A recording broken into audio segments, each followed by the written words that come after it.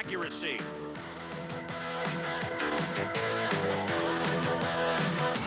Midway through the decade, teams look for some nasty boys. Bruce Smith came out of Virginia Tech in 1985 and helped rebuild the Bills' defense into a snarling bunch.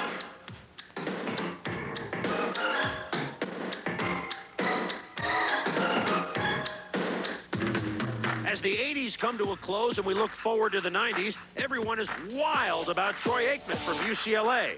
The 27 teams can't do a thing about it. The Cowboys have already corralled him in Big Key.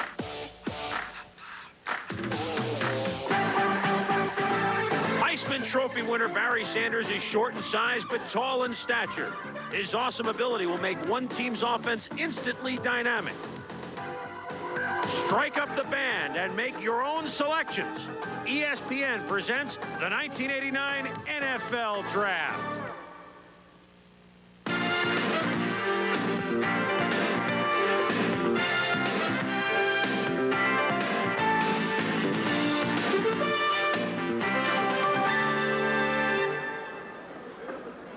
You are looking live at the Marriott Marquis Ballroom, just a couple of ticks past noon Eastern Time, here in New York City, as the 1989 NFL Draft is about to begin.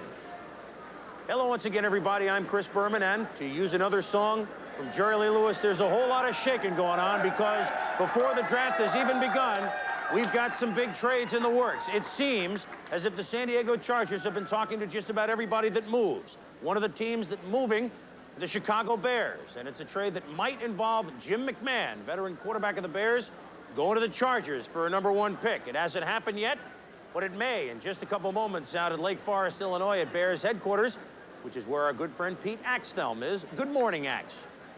Good morning, Chris.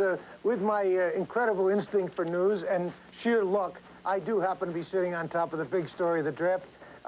It looks like McMahon's going to San Diego for 2 top draft choices, which right now, Mike Ditka, Bill Tobin, the personnel director, and owner Mike McCaskey are in a meeting. They have not finalized it yet. As soon as they do, they'll be joining me. In the meantime, an interesting thing is San Diego, I learned yesterday, was in the midst of a 3-way deal with Atlanta and the Redskins, which would have left a lot of draft choices exchanged in complicated fashion, but would have left Gerald Riggs in Washington. Where does that leave Bobby Beathard? Well, one more mystery of draft day. Let's go to Andrea Kramer. She's with McMahon's agent, Steve Zucker. Thanks, Pete. We are here at the home of Steve Zucker in suburban Chicago. It is to be a day to celebrate draft picks to come, but one of Steve's greatest prizes has been Jim McMahon, and it looks as though, Steve, he may be heading out of Chicago. What do you hear? Can we substantiate any sort of rumors? No, the rumors have been going on for some time. They seem to be really heating up today, though, and there's always a possibility. If Jim were to go anywhere, San Diego is the place he'd like to go. What has transpired up to now? Have you talked to anybody? Has Jim talked to anybody? No, we have not, and it's all, we've been hearing the rumors all morning long, and we're just going to respond to them as things break, but I guess that's up to the Bears in San Diego as to what they work out. Well, we will be with Steve Zucker and later Jim McMahon here, and now let's head back to New York. All right, Andrea and Pete, thank you very much. And so that's the backdrop as the draft is about to begin. It is an end for the career of Commissioner Pete Rozelle. This is his 30th draft that he will be presiding over, and it could be one of the most intriguing. We have a cast of thousands. We'll be live in more than half dozen places. We'll detail all those to you. And now here is the commissioner to start the festivities, if you will.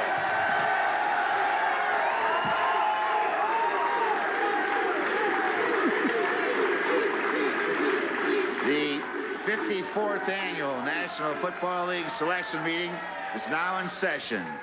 First choice, first round, Dallas Cowboys. Now, I can't imagine that this is going to be more than about a 3-minute call. I mean, the phone companies aren't going to make a lot on this one because the Cowboys made it official 2 days ago. Here's the Cowboys card. select Troy Aikman, quarterback, UCLA. Next up, the Green Bay Packers. And So it is now officially official, if you will. Troy Aikman is a member of the Dallas Cowboys, though he was signed and sealed, delivered a couple days ago. Transferred from Oklahoma to UCLA, first-team All-American last year, completing 64% of his passes. 23 touchdown passes a year ago, 209 completions. In 2 years with UCLA, threw for almost 5,300 yards, 41 touchdown passes with only 17 interceptions. Troy Aikman wasn't asked to throw long a lot in the UCLA system, which might be some sort of a question as he goes to the professional ranks and becomes a member of the Dallas Cowboys. With me here at there is Troy Aikman, and with the commissioner, Pete Rozelle, right now, and holding up the Cowboys jersey, which they're ready for him. I think you know these fellas, Tom Jackson and Joe Theismann. Joe, I'm going to start with you because you're the QB. You've said publicly you don't think Dallas should have made this move. Have you changed your stance? No, I haven't. I think that Dallas could have made a better move trading this draft choice. I think they filled a need with Troy Aikman. And since the rule has been passed to only allow 80 players by June 1st, you have to take guys in a situation where they're going to have the ability to help your football team today, not in the future. This kid, being signed as early as he has, will have a chance to go through camp, and I think Troy Aikman will be the starting quarterback. I still believe they could have gotten more help if they'd have traded this pick, but it's good for the Cowboys. Tommy, the Cowboys, what do you think? I mean, they need someone to throw it. Well, you have to have a good quarterback. Somewhere in your system, if you want to win championships, you're going to have a good quarterback. I think the thing I would like to see this kid do is have a chance to sit on the bench and learn. Coming from Oklahoma, he really has only been a player 2 years at the major college level. I think he will need to sit on that bench for a while and get some experience before they throw him in under fire. A couple of notes on Troy Aikman. Last year, of course, no quarterbacks went in the first round. He's only the 6th quarterback to ever be the first overall selection in the draft. A couple years ago, we had Vinny Testaverde in '87, John Elway, of course, by the Colts in '83, Steve Bartkowski by Atlanta in '75, Jim Plunkett in '71 with New England, and Terry Bradshaw in 1970 with the Pittsburgh Steelers. I'm going in the draft, meaning since they started the common draft in 1967. So a quarterback number one hasn't happened all that much. Another interesting note, only 6 quarterbacks picked in the first round since the start of the common draft in '67 have ever won a Super Bowl ring. Greasy, Bradshaw, Plunkett, Sims, Doug Williams, and Jim McMahon, who oddly enough we were talking about today. So Troy, it doesn't guarantee the Cowboys a Super Bowl. It doesn't guarantee success, but the Cowboys figure that they might as well go for him because he's the best quarterback in a lot of people's eyes. Certainly ranks even with Vinny, and we'll get into a little bit more with that with Mel Kiper on how he ranks. But the suspense is over in Irving, Texas for a couple days. Still, our Chris Myers is down there now with a couple of fellas who have studied Troy Aikman pretty closely. Chris? All right, thanks very much, Chris. It is D-Day in Big D, and the Cowboys in selecting Troy Aikman, only the second time that they have ever used their number one choice for a quarterback. The first time was way back in 1965 when they selected Craig Morton out of California, and Ed Too Tall Jones was the last time that the Cowboys had a first pick overall in the draft in 1974. They chose him, and of course he's still hanging around on the roster. But we're talking about Troy Aikman and making it official today, and there really was never any doubt, Coach Jimmy Johnson with us, that you were going to make him your choice. Well, there was no question in our mind for the simple reason, you know, we've known Troy for a long, long time. He's a class individual. I think he's a very talented individual, and we looked at the long range. We looked at the future of the Dallas Cowboys and what player was going to have the greatest impact for a long time. And we really feel like that this year, Troy Aikman, without question in our mind, was the player that we needed and the player that could have such a positive influence on our club. Now, there was talk of trades. San Diego, Kansas City interested. New England, we hear, offered their top 3 selections this year and the number 1 pick in 1990. You did listen to those trade offers. That has to help a little bit. Well, we did listen, but that's all we did. We felt like that it would be to our benefit to find out what some of the clubs were willing to give up. But, you know, really we didn't waver. We knew that Troy was our guy, and thanks to our owner, Jerry Jones, who I think's done a fantastic job with the organization, he was able to not only draft him number 1, but he was able to go out and sign him. The Cowboys' new owner and your good friend is with us, and kind of like striking it rich in the oil fields, huh? Getting Aikman right off the bat. Well, Tom, you know, we're thrilled to have him on our club. Our fans deserve the Troy Aikmans if we can get them and have a chance to do it, and we knew we wanted him bad.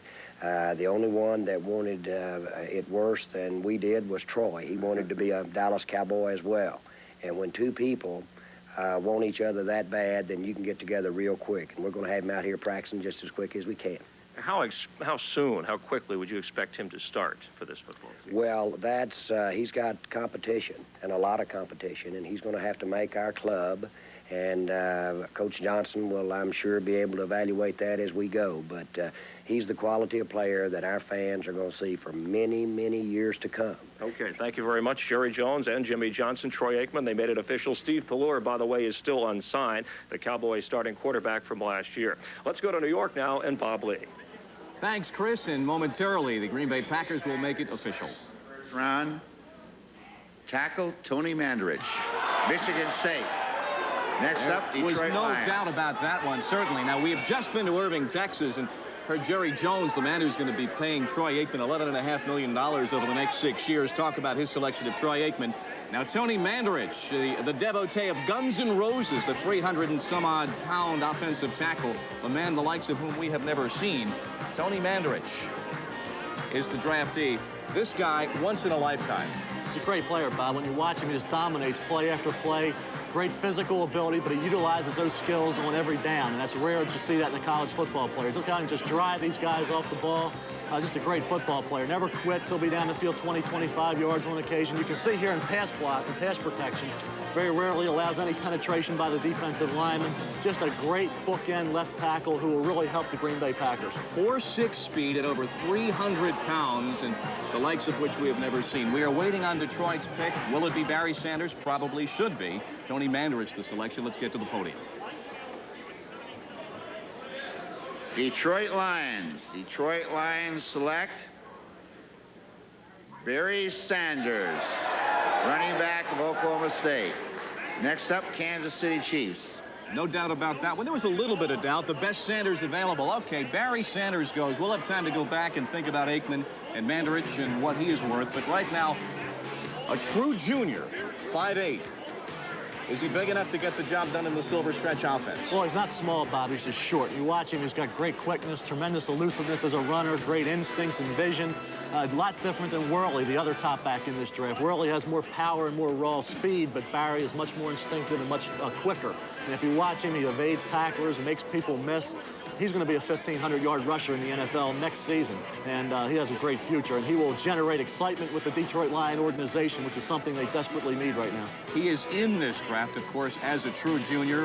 Because the fact Oklahoma State is on probation, there has not been a legal challenge to the prohibitions against underclassmen really coming into the draft. The league has really yet to face this. Let's get back to Aikman for just a second. Joe says it was a reach or a mistake by the Cowboys. You, as we were talking and kicking around the rumored McMahon deal to San Diego, are of the opinion you want to develop a quarterback. You don't necessarily have to win now. You like the Aikman selection. You have to be patient, Bob, and I think the Dallas Cowboys are in a position right now where they can develop Troy Aikman. He's not going to be the savior in Dallas. Steve Pallure is going to open the season as their #1 quarterback, and I think down the road in 2-3 years, maybe 4 years, Troy Aikman will have the Dallas Cowboys in a Super Bowl. Jimmy Johnson's a great coach. I think the organization's going to do everything in their power to develop a winner, and if you look at Dallas, if they would have been picking 2, 3, 4, 10, they would have been figuring out ways to move up to get Troy Aikman. They lucked out on the 16th week of the season when Green Bay goes into Phoenix and pulls an upset. Right. So they're very fortunate to get the first pick. All they had to do was sign Troy Aikman, and he's theirs. They did it, and I think it's a great move. So I think the Dallas Cowboys are well on their way to getting back to the top of the NFC East. Next up, Kansas City. They have approximately 13 minutes to make their selection. Teams in the first round have 15 minutes per pick. Second round, it's 10 minutes per pick, and from there on, it's 5 minutes per selection. It'll be Carl Peterson's first selection as president of the Kansas City Chiefs. They need linebacker help. Is this where we see Derek Thomas go? It should be. They desperately need an outside linebacker, and Derek Thomas is without question the best outside linebacker in this draft. Broderick Thomas, by the way, is up to 267 pounds. So people are now looking at Broderick as a down end in certain situations, like Minnesota has used Chris Dolman, who when he came out of Pitt was a linebacker and then moved to the defensive line. Broderick Thomas out there. Derek Thomas, take the best Thomas available. And Chris, of course, minutes in the best athlete available is what every team covets. The over-under on that line was about 12.52, Bob, the best athlete available.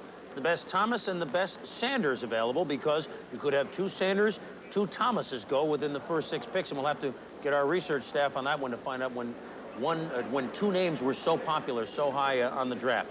Let's go back to the Packers with Tony Mandarich. They drafted in the first round offensive lineman at 85, Ken Rutgers, USC Ron Hallstrom, 82 Iowa, but there's nobody like him. And Tommy, they're comparing Mandrich. The only one they're even comparing him to is your friend Anthony Munoz of the Bengals. And if that's the only one they're comparing it to, you can understand how Lorenzo White made all those yards up at Michigan State. He probably felt his line at Houston last year in the Oilers wasn't as good as his line was in college. Well, Munoz is the toughest player that I played ever against on the offensive line. Maybe John Hanna had that kind of exceptional talent, that aggressiveness.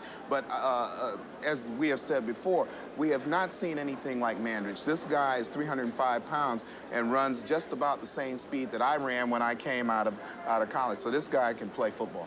And Joe, what is it to know that you got a guy in front of you like that? Not directly in front, but he's almost directly in front of you from the tackle spot. Close enough to be in front of you. See, he's right over here, and if you're a right-handed quarterback, that's your blind side. And there's one place that you want somebody you know that's as big as a house. Now, I worked the Gator Bowl this year. Mike Patrick and I had a chance to do that. Michigan State played Georgia in that game. Tony Mandrich has the largest arms that I have seen since Hulk Hogan. Now, Hogan's got those 16-inch pythons. Mandrich is real close, but a real important factor for Tony Mandrich is he comes out of college healthy.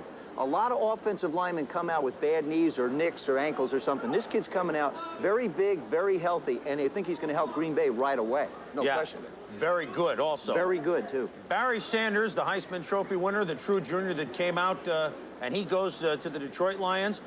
For a while, they were wondering whether Mouse Davis was, I believe, whether he fit exactly into their new offense of the run and shoot as the Lions try to restore the roar. But I think if you draft Barry Sanders, you'll figure out an offense to fit him in, won't you, Tom? I think that he'll fit basically in any offense. I think the thing that's interesting is people talk about his lack of height. I'll tell you something. I played with a guy named Howard Stevens at the University of Louisville, about 5'2". They don't open the holes this way. They open the holes this way. Barry Sanders, so he will go to Detroit. We assume it's Derek Thomas to go to Kansas City. We assume it's Deion Sanders that will go to Atlanta. Those are pretty much your first 5 picks, and you can almost write them down. The fun begins when we get to number 6, Tampa Bay, because now there's some other trade involving McMahon with San Diego's number 8 pick. Atlanta may also be involved with that. You heard Axe say that with Washington. That trade may still be brewing as well, that Atlanta may get the number 8 pick in San Diego involving Humphreys and Riggs. So they weren't kidding when they said that the McMahon deal was not a done deal yet. We shall wait and see, but in the meantime, here comes the card from the Kansas City Chiefs, who this year may be taking the step to no longer be known as the Chefs. Checking all the spelling, I'm sure. And here's the commissioner. The Kansas City Chiefs, first-round selection. Derek Thomas, linebacker, Alabama. Next up, Atlanta Falcons. And the Kansas City Chiefs, an interesting note on Derek Thomas is that at Alabama, Derek Thomas had sack numbers way superior to Cornelius Bennett. We're not trying to say he's better than Cornelius, but already you know that Derek Thomas is a special sort of football player. He broke his own school record with 88 tackles this last year. He had 45 career sacks, whereas Cornelius only had 15. And the young man from South Miami, Florida, will fit in very nicely with the Kansas City Chiefs, a team that's making a move, Joe. Well, you know, the thing about him is this is the first time Carl Peterson has a chance to draft that high, so I think he's made a real good selection. They've got the best secondary in the NFL. Now they're moving down to making some of the best linebacker choices. So Derek Thomas is the 4th pick. Here's Atlanta, number 5. Falcons, Atlanta Falcons, first-round choice. Deion Sanders, cornerback, Florida State. Next up, Tampa Bay Buccaneers. And so Kenny Herrock, the player personnel director of Atlanta, he was awfully quick on that pick.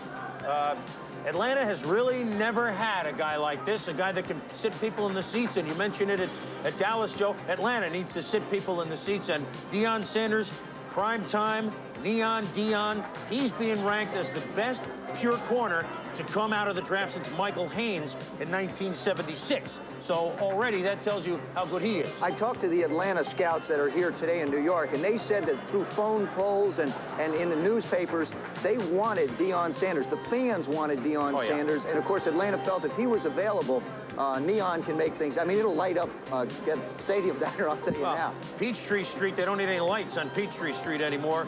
And here comes Tampa's pick, number 6, and maybe this will be Broderick Perkins. We shall see.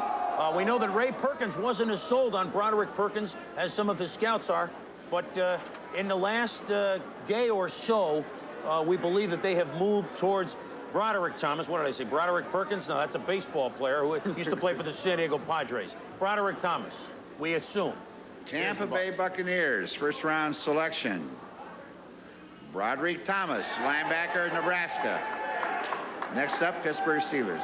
They should be this easy every year, but I think the easiness stops right now. So Tampa Bay is going with Broderick Thomas, a guy who can play both linebacker, but probably will be used from the pass-rushing defensive end position. Broderick Thomas, outside linebacker, Nebraska, weighs over 250 pounds. His first step just gets him off the line of scrimmage and into the backfield almost immediately.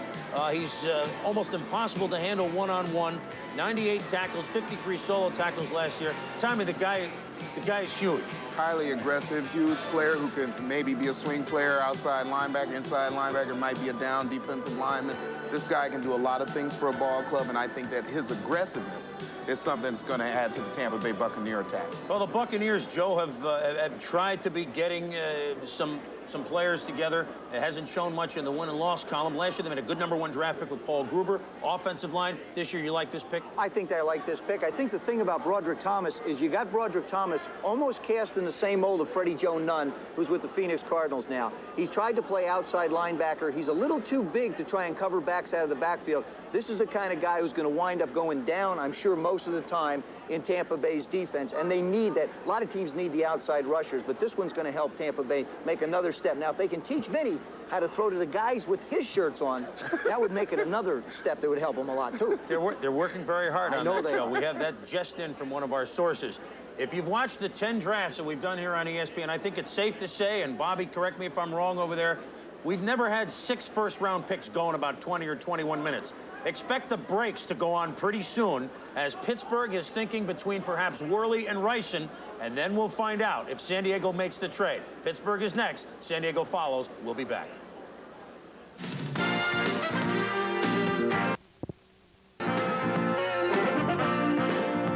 ESPN's coverage of the 1989 NFL Draft is brought to you by Mercedes-Benz, engineered like no other car in the world. By Bud Light, everything else is just alike. And by Levi's Dockers. If you're not wearing Dockers, you're just wearing pants. ESPN's coverage of the National Football League Draft continues for the 10th consecutive year with the Marriott Marquis in New York City. Good afternoon, I'm Bob Lee. We're waiting on Pittsburgh now, the 7th selection in the first round. They've got approximately 10 minutes. We have had a machine gun start to this first round. Troy Aikman, Tony Mandarich, Barry Sanders, Derek Thomas, Deion Sanders, and Broderick Thomas taken quickly. We still, of course, have that rumor percolating about a possible trade sending Jim McMahon to San Diego. We wait to see what happens with that. We will have a chance to analyze what has been a scattershot open. But now, let's check in Las Vegas with Al Bernstein, standing by with 2 of the men who have been among the top 6 selected. Good morning, Al. Well, lots of excitement. Hi, Bob. How are you? Well, it was appropriate. The Kansas City Chiefs needed some linebacking help. They called the right place, the Aladdin Hotel here in Las Vegas, for Derek Thomas, and it's appropriate because he won the Butkus Award for Best Linebacker of the Year. Let's bring Derek in if we can. And Derek, not really a surprise to you. You probably expected to go right there. Well, I had hoped to go right there, and I heard some rumors that they might take Barry Sanders this morning, and I got kind of shaky, but I was all right once I got in here. How are you going to fit in with the Kansas City Chiefs? A new regime, a new coach, a new general manager, a new beginning for everybody. Well, I think I fit in very well because they run a scheme similar to the one that I ran in college, and I think I can execute and do real well soon. Well, you did well in college, 27 sacks. You'll get a few more with the Chiefs. Well, I hope to exceed 27, but if I don't, I think I'll be happy with the number I come up with. All right, I'm sure they'll be happy with you. Congratulations. Thank you. All right, Derek Thomas, the first of the linebackers to go in this draft. Now let's send things over to Andrea Kramer in Winnetka, Illinois. We are in the home of Steve Zucker in Winnetka, Illinois. A very happy Deion Sanders. The most important thing has already been decided, what number he's going to wear. What number is that, Deion? 21. We had to get a 2 in there somewhere, so I think we chose unanimous decision. We wanted 21. You just said this is your mom sitting next to you. You said she's my very rich mom. I don't think there's any doubt about that. No more sales. No more nothing now. We get that big house we always been wanting. We get everything we want now. It looks like you're wearing your signing bonus here. I mean, you know, and plus we have the nice, we can see the nice primetime logo already, or what? Yeah, we got sweatsuits started, jackets started, everything. We got it going on here. Everybody got on jewelry. Even the baby got a little something. We ready now. Even the baby has jewelry. Your feelings about going to Atlanta? No doubt it was your first preference. Definitely. Atlanta or Tampa Bay. And Atlanta chose me, and I'm very pleased with that decision. I can't wait to get to town with Coach Campbell and get with them fans down there and pack them in there. When Detroit took the other Sanders, I saw a big grin come across your face. Man, I was so happy. But I was kind of scared. I thought Detroit was going to take me. I would have asked for so much money that I had to put me on layaway. On layaway, huh? No baseball's leverage there, huh? No. What did Marion Campbell, you just got off the phone with him, what did he say to you on the phone, aside just from welcome to Atlanta? Welcome to Atlanta. He was, he laid it low for the last 3 days, and he knew deep down inside it would work out, and he can't wait till I can get there, and he want Dion and Primetime to get on that plane. Well, you just said, tell Marion Primetime's coming to Atlanta, huh? I want everybody at the airport. I want everybody in Atlanta there. I want a special greeting when I get there. All right, we'll be back with Dion a little bit later. Let's now go back to Las Vegas. Well, thank you, Andrea. We are here with Broderick Thomas, the gentleman who was selected by the Tampa Bay Buccaneers, the second linebacker to be selected in this draft. And Broderick, you were probably expecting to go right in this area. Are you surprised it was maybe a pick earlier than you thought? No, I don't think it was a pick earlier. I think it was right on time. I've been talking to Coach Perkins, and a lot of other people have been very interested, and things went down just as we expected. And I'm very happy to be a Tampa Bay Buccaneer right now. Well, they can use you, to be sure, a lot of inexperience in the linebacking core, but some talk about you maybe being a down end of some sort. What do you think of that talk? Well, myself, Coach Perkins, and Coach Kynes, we already have talked over these things. I'll be on time. As soon as I get there, I'll be playing outside linebacker. Okay, well, congratulations on your pick. Thank you very much. Okay, Broderick Thomas, he says he's going to be a linebacker. Let's go back to Bob Lee. And he's had the training. Thanks, El. Neon Dion worried that if Detroit had taken him, he'd make so much money, he'd have to put it on layaway. And when Dion went to Yankee camp, of course, he's playing Double-A minor league baseball. He wanted a single digit at Yankee camp. Those are tough to come by, but they soon educated him. He ended up with 44 in Fort Lauderdale this year. We're waiting on the Steelers. They've got about 5.5 minutes to go. And it's an important draft. Chuck Noll with basically a new coaching staff. He remains the head coach. This is a team that through the 70s, through the dynasty, drafted 18 Pro Bowl players. Through the 1980s, as we put the cap on this decade, have drafted only 3 Pro Bowl players. They have some rather definite needs. This, as we understand it, is their only first-round selection. The Mike Merriweather deal, Mel, apparently has not gone down. There had been talk, of course, that Merriweather, if the signing could be accomplished with the Vikings, that they would pick up another first round. Apparently, the holdup there is a $400,000 signing bonus versus a $400,000 interest-free loan. Steelers, this pressure. They've got to select wisely. They took Aaron Jones, Dermontti Dawson the first 2 rounds last year, and it worked What they out. really need, they have to decide right now if they want Risen or Grossman or a guy like Worley. I don't know why it's taken them so long. I think Tim Worley would make the most sense here. Last year they missed out by 1 pick on John Stevens, who would have been a great addition. Warren Williams is a good number 2 back. He's not a starter. They need somebody to team with Merrill Hodge, and I think Worley's the man. Risen would make some sense because Brister needs weapons, but I don't know why it's taken so long. I think if I were the Steelers, I would jump at Tim Worley at this spot. Let's again recap Mike Merriweather, the holdout linebacker from last year. There had been a conditional trade worked yesterday. This would be the deal, and apparently, and the deadline for this deal was midnight, actually the beginning of the draft today, approximately 30 minutes ago. Our understanding of it right now, we understand it did not go down. The assistant general manager for the Vikings flew out to Sacramento last night, try and close the deal with Merriweather, and again, the question was whether he wanted a $400,000 signing bonus, was demanding about $1 million a year, and would have settled for probably $800,000. Less than 4 minutes on Pittsburgh's selection. So apparently this will be the only, and yes, that's the Jeopardy, Final Jeopardy theme song as the time counts down on the Steelers.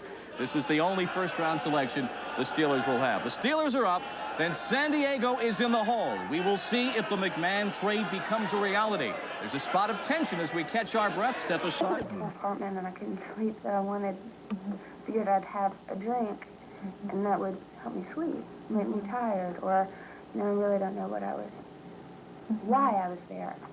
Everybody's asked me that, because I want out. Yeah. You had a right to be there. And, And so then I got drunk. And I know that I left there with them. These are two men that you knew? Okay. I'm going to ask some real specific questions because I need to know what kind of evidence to collect from you. And I believe the Pittsburgh Steelers, with choice number 7, have just gotten the 2-minute warning. We heard them hum the Jeopardy tune from our gallery gods here up above us. So the Steelers will have to hand in their card to Commissioner Pete Rozelle in the form of a question. The rules have changed now here at the NFL Draft. The first 5 or 6 guys, we pretty much knew who was going to go where. And not to say that we are geniuses, it was pretty much to say that the first 5 or 6 players were in a class by themselves. And by the way, what you're seeing below me and to the side of me, we'll be doing every half hour here as we're on for 7 hours live, recapping the selections in case you're tuning in late. Don't ever let it happen again. We'll allow you to tune in late just this one time. I think now, with the Steelers next, the Chargers pick at 8, and that's the one which may go down with the big deal with Jim McMahon, the one that may go down with the big deal involving Atlanta and Washington with Gerald Riggs, or San Diego could keep it by themselves. I do know San Diego was, as we look at Pittsburgh, was also talking with Houston about swapping first-round picks, getting Sean Jones. So the Chargers, really, it looked like they weren't sure what they wanted to do. The Steelers now have under a minute, and you got to figure it's between Andre Rice, and here comes the card, wide receiver, Tim Worley, the running back, maybe Burt Grossman, the hometown kid that played defensive end for Pittsburgh. Here's the Steelers' choice. And we'll check the pronouncer. And here's the commissioner with the 7th overall selection. Pittsburgh Steelers, first-round selection. Running back, Tim Worley of Georgia. Next up, San Diego Chargers. Well, Mel Kiper hit that one on the head, and really you figure it's the next group of 4 or 5 guys. Tim Worley is a tailback, but the man is, some rate him ahead of George Rogers coming out of college. The size and the speed and the quickness that he has. Rushed for 1,200 yards last year, 17 touchdowns last year. Is an excellent blocker. The knee injury which he suffered in the sophomore season, he is recovered from. The youngster from Lumberton, North Carolina, Ken Lumber. 221 pounds, Tommy, and tackling a tailback like that is no easy task. 220-plus pounds, running a just over 4.3 40. This is unbelievable, Chris. This is the reason I quit football. This is the reason I got out. Well, personally at ESPN, we're glad that you did. So Tim Worley now becomes a member of the Pittsburgh Steelers. Joe, now San Diego. You got a gut feeling that all this talk may not go down? This is their pick coming. I think this is their pick coming. Talking to Dan Henning, he liked Andre Rison a lot. He felt like if Andre Rison was still there, they were either going to try and make a deal or else they were going to just try and go ahead and take the best athlete left in the top athletes as we've seen him go. Andre Rison right now would help them tremendously. It would go along with the guys they drafted last year. He would fit in there, but I still believe that their biggest need is at quarterback, and I still feel like they've got to make some kind of deal with that or hang around for the supplemental and take a shot at Rosenblatt or Walsh. Well, now, well, you mentioned the supplemental. I was just going to mention Pittsburgh, as Bob detailed. It looks like the deal with Merriweather did not go down, that they won't get 2 first-round picks. However, I know San Francisco is very interested in making a deal with Pittsburgh that would send the Steelers their first-round pick, the last overall in the first round, number 28, and also maybe another player, maybe another pick. And you would have to think that if the 49ers get their opportunity to sign Mike Merriweather, that Ed DeBartolo Jr. and company will sign him. They won't make a deal and not be able to pull that one off. Supplemental draft. Tim Rosenball, Washington State. Steve Walsh, Miami. These guys will go in the supplemental draft. It'll be held the first week of July. What happens is, I guess, do we explain it now? Maybe we get into this now. The teams with the worst 9 records, of which San Diego would be one of them, they will draft 1 through 9. They all go into a hat. It's weighted, as Dallas would have 28 chips in there, Green Bay 27. At any rate, the first 9 teams would have the first 9 cracks. If you choose Rosenball or Steve Walsh, you'd essentially be using a pick, next year's first-round pick you'd lose in the draft. So San Diego has 2 shots, or let's say, they would draft at worst number 9. Maybe they will wait to take one of those guys. Would you, Joe? Would you wait? I think they have so many needs, Chris. I really believe that they can afford to wait to take a quarterback in the supplemental. Right now, Dan Henning's taken over a football team. He's got so many different areas to fill that if he can get a quality wide receiver like a Rison, it would help him. If he can get a Burt Grossman at an offensive line position, it would help him. So, I mean, he's got help coming, or defensive line position. He's got help coming from different places. When you look at their needs, I mean, you know, it's across the board. Cornerback is obviously one. Deion Sanders is gone with all his jewelry. One for, you know, a seat for him, a seat for his jewelry, a seat for his family. That's going to be an expensive trip to Atlanta. I got to be honest with you. But you know, again, the Chargers really are in the catbird seat here. I'm sure they're trying to work a deal with the Washington Redskins still. I got off the phone at 10 minutes to 12 before we went on the air. Nothing was dead, but nothing was still going. So I still think that's a live possibility. Tommy, you got to see the Chargers a couple times last year. You played against them. The one thing with Dan Henning, I mean, he's in there now. He didn't have to win this year. I mean, he's going to have a few years. Maybe it is best for him to stockpile. They do need a lot of help. Let's face it. I think that they need so much help right now that they're in a situation where a guy like Rison certainly could not hurt them. They can wait on the quarterback. The thing is that these kids are like #1 choices for next year, and I think that it's going to get down into a situation where money, economics, always affects what all ball players and coaches and owners do. Well, we're going to cue up Randy Newman now with It's Money That Matters, and maybe play that throughout the whole first round. Speaking of money that matters, going back to Deion Sanders for a minute, the Falcons will sign him. A lot of teams are worried about him putting in a guarantee. You know, what will it cost them to put in a contract, a guarantee that he doesn't play baseball? He's been playing AA baseball with Albany, the Yankees in the Eastern League. Word that we had understood this weekend is that immediately George Steinbrenner promotes him to AAA to maybe put the squeeze on a little bit. But I think he wants to play football over baseball. You know why? I'll tell you why he wants to play football over baseball. He's the kind of kid who you could see by the jewelry, you could see by his personality, he's going to become a center of attention in Atlanta a heck of a lot quicker than if he winds up banging around the New York Yankee organization from AAA up to the majors, down to the minors, and God knows where else they're going to wind up putting him. The kids, he likes stardom, he likes the neon. Peachtree is very comfortable, I think. They probably have a space for him, a little star on it already, a little star in the sidewalk for him. Next to Dominique. Next to Dominique's. And I mean, he's, you know, he would fit in very well. It would give that organization a lift, which they haven't had for a long time. Now the fun begins, because the San Diego Chargers are up next. Do they keep the pick? Do they get Jim McMahon? Do they get Stan Humphries from Washington? You know they'll do something when we come back.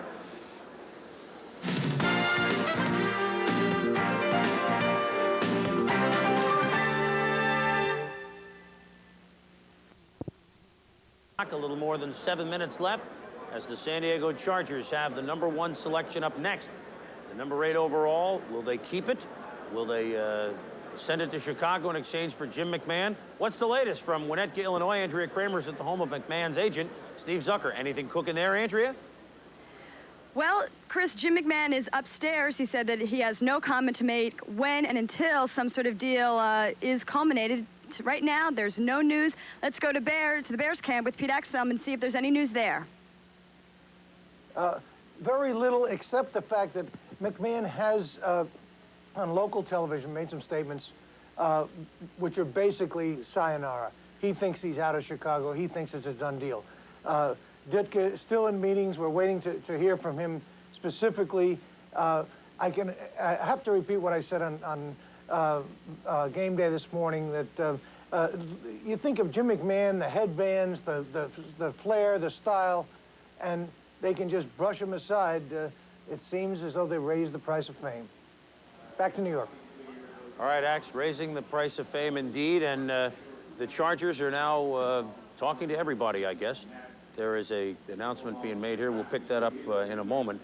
San Diego Chargers pick next. And after that is Miami, who also will have a very intriguing selection because they could go big back or they could go defense, which, let's face it, the Miami Dolphins certainly need help there. But all eyes are now upon the San Diego Chargers. And, you know, the calls cost more to go to the West Coast here. They're running up a pretty good phone bill as they've been burning it up, as teams trying to maybe make it a last-minute offer for the San Diego Chargers. If the Chargers do surrender their first-round pick and it goes to the Bears, of course, they would have 4. If it goes to Atlanta, they would have 2. Right now, the teams with multiple first-round picks are the Cardinals picking 10 and 17, the Bears picking 11, 12, and 25, the Rams picking 21 and 26. And if San Diego makes a deal with Atlanta, they would have the 2 selections as well. I know for a fact that Atlanta wanted whoever was left. As long as Ryson or Worley were left, Atlanta wants one of those players. Andre Ryson, the wide receiver, who young quarterback Chris Miller might need, is there. I know Atlanta is one of the teams on the phone with San Diego because they could really use a receiver. There's a team that is starting to make a move here, Joe. A young quarterback in Miller, the couple of linebackers they drafted last year. Ryson would make sense for them. There's absolutely. Atlanta. Absolutely. I really believe that they are making some good decisions. I think Atlanta is in a rebuilding situation. We saw it towards the end of the season. Their entire football team started to play better. Chris Miller, besides being a 5-handicap golfer, had a chance to go through an entire season as the quarterback. He took all the heat. He went through the growing processes. Now he's in a situation where he can assume a leadership role, and they start to put the pieces together around him. And really, you win with defense. You start winning with defense, and then you build your offense up to make it competitive. So I think Atlanta has started that way. One thing about Chicago, having 3 first-round draft choices, Chris, they can't afford to keep 3. They're not going to sign 3 first rounds. It's going to cost them too much money. They might get 4 here. If that happens, then they'll probably deal at least the 1. If they have 4, they'll deal 2. So I wouldn't see Chicago with any more than 2 first rounds because economics won't allow it. The Chargers, we should mention, did go #1 wide receiver last year, so we're talking about Ryson. They drafted Anthony Miller in the 1st round and also drafted Quinn Early in the 3rd round, another wide receiver. So they've made a move towards that position. I think, Tommy, that if you're San Diego, well, you commented at the beginning that you know, we're talking about McMahon. Would you make that move, or would you keep it and get maybe a defensive player like Grossman? I think I would keep the choice, but that's because I see Rice, and I've only seen him in the one game where Joe actually covered that game, but he is in a different caliber. A different receiver than Early, and even with the quarterbacking problems that they have in San Diego, this kid, all you got to do is throw the ball within the 4 or 5 yards of him. I saw him on a 4th down and 42 situation where he grabbed the ball between 2 people in the end zone, Gator Bowl. This kid is the best receiver out there. Yes, and I know Atlanta wants him. And will Atlanta get him? Will San Diego get him? What is the story? Let's go over to Bob Lee and Mel Kiper as the Chargers are certainly getting their money's worth for their time allotment, aren't they? They certainly are. They got less now than 3 minutes. You know, one reason might be if it is the 3-way, it could be so complicated, it's going to take that long to write it all down. You know, Pete Axtell lamenting the lack of sentiment in the league. Pete, look at Tom Landry. I mean, 100,000 people honoring the folk hero yesterday throughout the Metroplex. San Diego is up. We get the specter, and we talk about it every year, Mel, of guys, and there's the Charger table is now 2.5 minutes. Players who in the weeks and days before the draft, their fortunes have risen in the eyes of the scouts. And then on draft day, you've got players who might have been picked by this point, but really start to plummet. And you get that herd mentality. Is there a player now you thought might have been gone, and if the Chargers don't take him, you can call him a plummeting pick? I think right now you'd have to look at Tom Ricketts as one player we don't hear anything about. He was a highly ranked offensive tackle right behind Mandrich going into the year. Now nobody talks about Tom Ricketts. He had that foot problem at the end of the year, and he has slid down. It'll be interesting to see where he ends up. Tracy Rocker may have slid all the way out of the 1st round. Wayne Martin, another kid from Arkansas, a defensive lineman, could go as late as the 3rd. John Ford slid down. Sean Collins from Northern Arizona has moved ahead. Lawyer Tillman obviously has moved ahead, so he has moved down as well. But the guy who's moved up is Andy Heck from Notre Dame, a big offensive tackle. He's up to 288 pounds. You'll be hearing his name. Has he moved up this far, though? Not quite this far, but he could very easily be a mid-1st round pick. But Eric Metcalf has. Eric Metcalf, people are going to try to move up to get. And Hartley Dykes. Hartley Dykes is another one people would like to move up to get. These guys are on the move. They're going up, and we Definitely. might see Eric Metcalf. We talked about it yesterday on SportsCenter, and I think we touched on it earlier.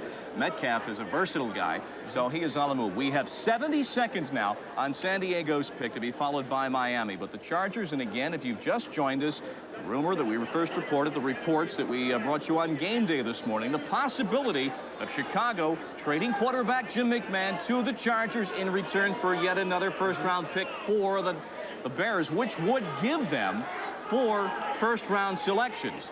They already have 3. Nobody has ever had 4 number 1s.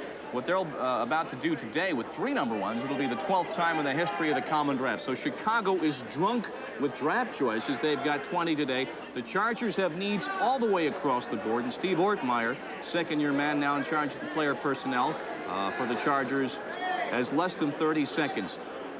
Win now. That's the pressure in the league. You don't like the McMahon trade if it happens better than anybody else has. No, not at all. I think they made a mistake a few years ago with Mark Vlasic. He went earlier than expected. Mark Malone's not the answer. No, Jim McMahon, I would rather go for Mike Elkins, a Terrence Jones, a Rodney Peete in the second round and develop him, especially Elkins and Peete, rather than make a trade of this magnitude for a quarterback who's aging and has had a lot of serious injury problems during his career. Well, if he was healthy, and San Diego was passing. Well, Don Weiss, the executive director of the league, does have the card. Now selected. So they have put Miami up. But apparently the pick has been made, so I think we'll get back to the podium now because the card was on its way up in the hands of Don Weiss. And I don't think he did not write enough on that card. After years of experience, you can tell. I don't think it's a trade unless it was scribbled in ahead of time. It looked like they might have put a name down. Let's see. San Diego Chargers select on the first round Bert Grossman, defensive end, Pittsburgh. Well, it wasn't a trade. It was a one-line scribble. Bert Grossman out of Pitt. One of the guys who really has seen his fortunes rise over the last several weeks. This young man, 6'5", 270. Every year he got better. Had a bad ankle his senior year, Mel, but really came on over the last 4 games. This guy has improved through his career, and the scouts were wise enough to concentrate, I guess, on the last 4 games this year. Well, last 4 games are very important, Bob. The All-Star games, the Combine workout. You can see his pass rush ability. You can see how quickly he reacts to the ball. He's got the size. He's up to 270. He'll get stronger once he gets into an off-season weight training program. There's no question that Bert Grossman was the best defensive lineman in this draft. And on some teams' board, Bob, he was the #1 player in the entire draft. Not just a first-round pick, but the #1 player in the entire draft. All right, so McMahon's trade, a rumor. Maybe there was substance to it. And I think right now, you'd have to think that they did not work the 3-way. Washington still, which was part of that 3-way matrix in the rumored San Diego, Atlanta, Washington 3-way trade, is going to have to be out there shopping for a running back.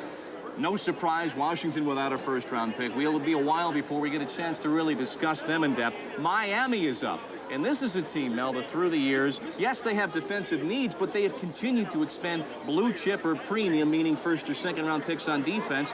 They haven't gone offense in the first round in quite some time, and they're going to have a pressing need to go defense again today. They have needs on defense, but they've had them for years. And if you look at that offensive football team right now, they need a running back. And they need somebody who has that strength and that power. And a Sammy Smith has it, a Cleveland Gary has it. But if you look on the defensive side of the ball, there's a Lewis Oliver sitting there for them, who's the kind of defensive back that they're looking for. I think if you heard Don Shula during Super Bowl time, all he talked about was David Fulcher and the impact that he had with the Bengals. David Fulcher is as big as Oliver, but he only runs in the 4.65 range.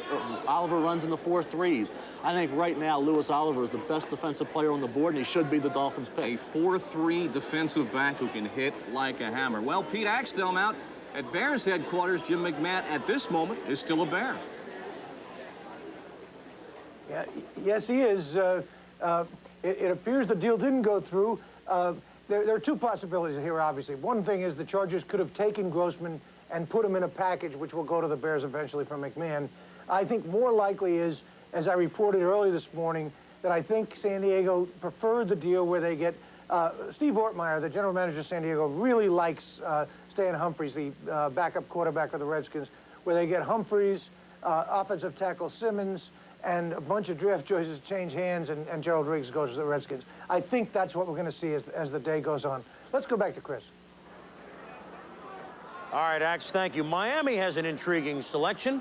They could pick a big back that Don Shula has been talking about, like Cleveland Gary, a guy that played fullback at the University of Miami, whose offensive coordinator, Gary Stevens, is now the offensive coordinator with them. They could go Sammy Smith. They could go defense. Here's the commissioner. Miami Dolphins, first-round selection.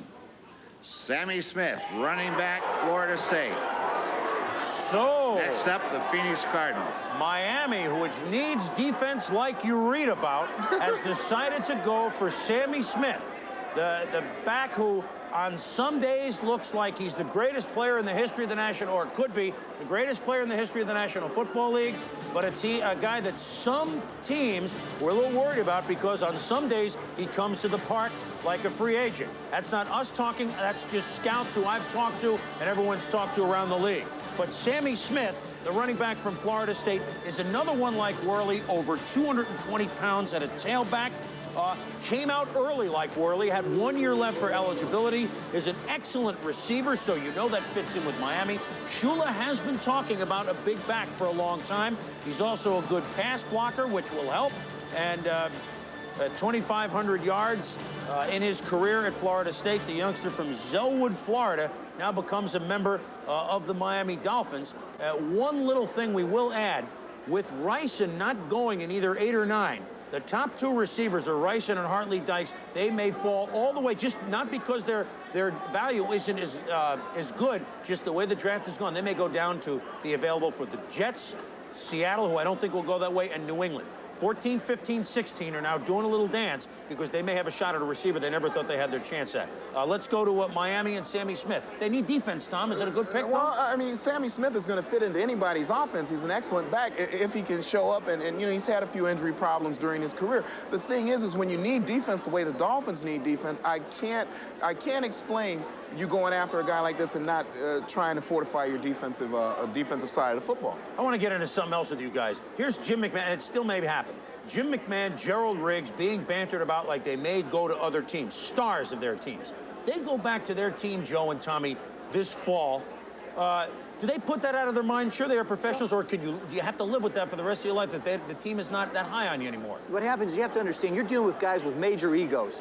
And you really have, you've got guys who have egos that are, you know, second to owners and coaches as far as where their positions are. That's an insult to Jim McMahon. Even that his name is mentioned in a trade, even that he wants out. Now the fact that he wants out and he can't get out, that makes it even worse. We saw that with Jay Schrader in Washington a year ago. He forced that trade to the Raiders. As far as Gerald Riggs goes, that's not going to be such an insult. He's a great football player, and he's under contract. He's going to contribute to that football team. But Jimmy Mack, I think, wanted out sincerely because I don't believe he's going to win the job from Tom Zach. I think they're going to go to camp and say it's open. But Jim has been hurt a lot, and he's going to be battling himself in injuries to gain the #1 starting job, as well as Tom Zach in competition. When we get to the Chicago picks, that's when you may see some, you might hear Jim's name come up again. As far as the Miami choice goes, absolutely drives me crazy. Cannot understand why in heaven's names the Miami Dolphins would not try to improve their secondary, if no place else. Lewis Oliver should have been their pick. Or Donnell Wolford, who is the top corner. The next pick is Phoenix. Now, Phoenix has 2 picks in the first round, the 10th and the 17th. I don't think they're going to pick Kelly Stoffer again. They've tried that a few times. You never know what the Phoenix Cardinals are going to do. They always hold the first curveball or the knuckler on draft day, and it looks like the Cardinals going up. You've got Phoenix with 2 picks coming up, and then with 10 and 17, and then the Bears with 3 first-round picks. I want to get back to that comment about Riggs and McMahon in a moment, but here's the Cardinals pick with the commissioner. Phoenix Cardinals, first round selection. Eric Hill, linebacker, Louisiana State. There is a good Next pick. up, That's an uncardinal-like Chicago pick. Bears on a choice from the LA Raiders. I mean, we hate to say that, but let's face it, the Cards have provided us with curveballs. I just want to quickly finish that thought, Tommy. Was your name ever mentioned in a trade that you know of with Denver, or some of your teammates who are outstanding defensive players, and did it affect them after, even if they stayed with the Broncos? Well, I was not personally, but some of my teammates, Lyle Alzado, when he went in the deal to the Raiders, some of the players were mentioned, and I agree with Joe. When you insult a ball player, especially a guy who has served you as much as Jim McMahon has served Chicago, he is not going to be able to forget about it, and you may be opening up a can of worms, not only right now at draft time, but when you get to camp, you may have a very hard time dealing with Jim McMahon. All right, Eric Hill goes to Phoenix, who is, that's their first of 2 first-round selections. Chicago has the next 2 picks. Let me throw it out. I'm going to guess Donnell Wolford, cornerback, and the offensive lineman of their choice would either be Heck or Brian Williams. Let's go upstairs to the gallery gods and the god himself, Bino Cook. Well, all the crazy people in New York are not at 42nd and Times Square. Some of them show up here on the balcony for the draft, and we got 3 fans from Miami. They needed frequent miles, so they came here, and they're all shocked over the choice of Sammy Smith, running back. You're shocked. How you doing? Sal. You know, I thought they would take Louis Oliver, but I guess they want more offense. They'll have to win by 45 points every game now. Well, I want to ask you, you come up here. Why? I mean, you could stay at home. To have fun. To have fun. To watch Miami blow it in the draft again. Now, he's a bachelor. You two are married. I mean, did you have trouble getting permission? Wasn't hard at all. We just had to make sure we came here and stood next to you. That was all we had to do. But, we made them an offer they couldn't refuse. Okay, let me ask you, what do you think of the draft choice of Sammy Smith? Somebody who's 28th in the league in defense, you would have thought they would have drafted somebody to help in that end, not more offense. Are the Miami fans critical of the draft choices in the last few years of the Dolphins? They're very upset with them, at least the ones where I am. Your season ticket holders, are you upset too? Yes, I am. Who would you have drafted? Louis Oliver. Louis Oliver or anybody on defense? Louis Oliver or Eric Hill, somebody that's a big hitter. Okay, I'm going to make it quick. The second round, quick, just you. Who would you pick? Tracy Rocker. Okay, now we will interview some of these fans later this afternoon. Now back to Chris Berman. All right, Bino, thank you very much. And one of the reasons they may have gone with Sammy Smith is that they did not sign Melvin Bratton, a guy who would have been a first-round pick a year ago, broke his leg. They had until midnight last night to sign him. Did not. Melvin Bratton is available in this draft. Two other notes. Mike Merriweather has signed with the Minnesota Vikings. That trade is now pending only a physical, and the Steelers will get 2 first-round picks. And one other pearl of wisdom, Bert Grossman, defensive end, now a member of the Chargers. He is half-brother to Margot Adams. Thought we'd throw that in before we return to the Marriott Marquis and the draft in New York in a moment.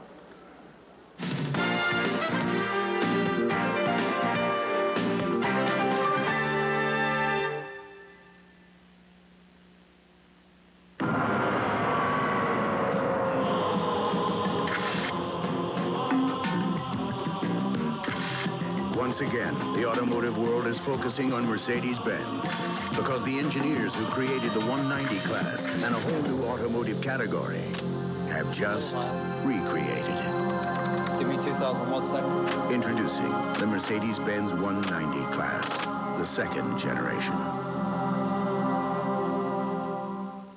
When a rain comes into view, cool air surrounding you. Call me rain. The air of quality, cools with efficiency.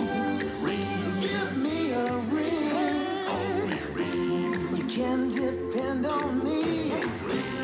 Call me rain. Cool air of quality. Call me rain.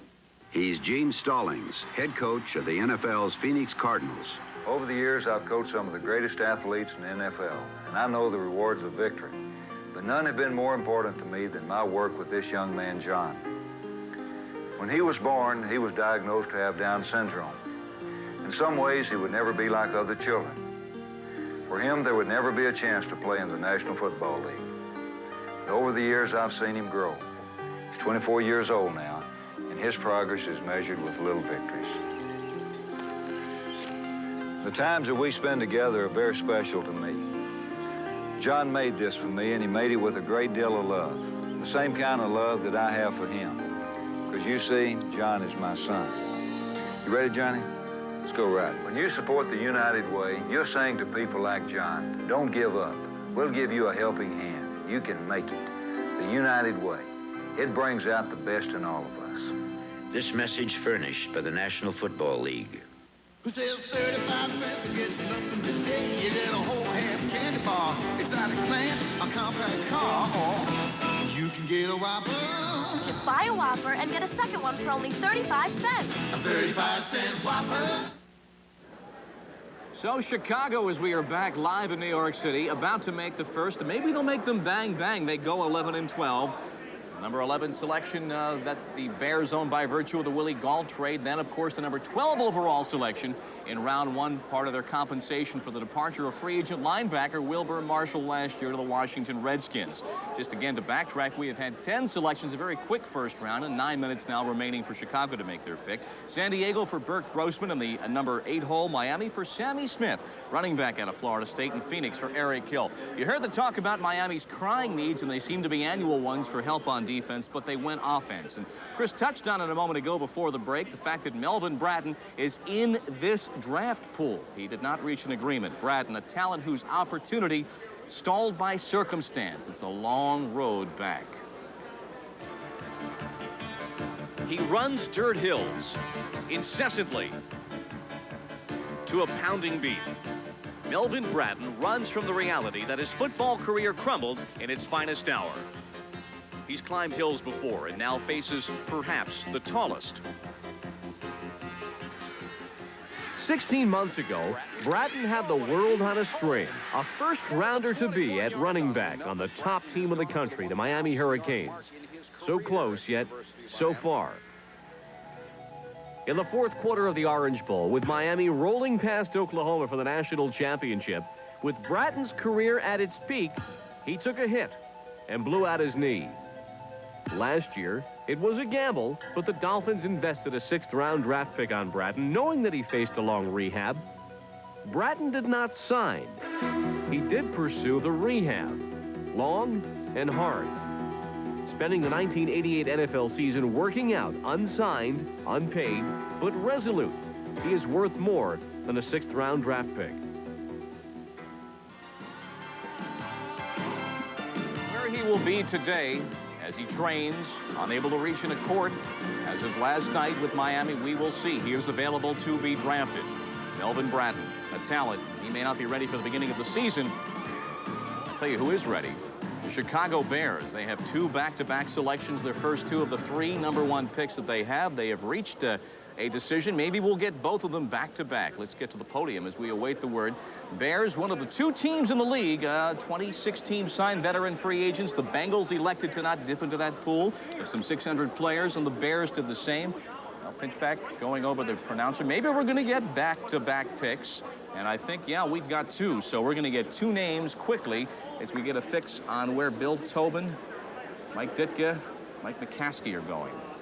This is a team that through the 80s has had 10 #1 picks. 5 of them have played in the Pro Bowl. The commissioner. All right, Chicago Bears select as a result of a previous trade with the LA Raiders.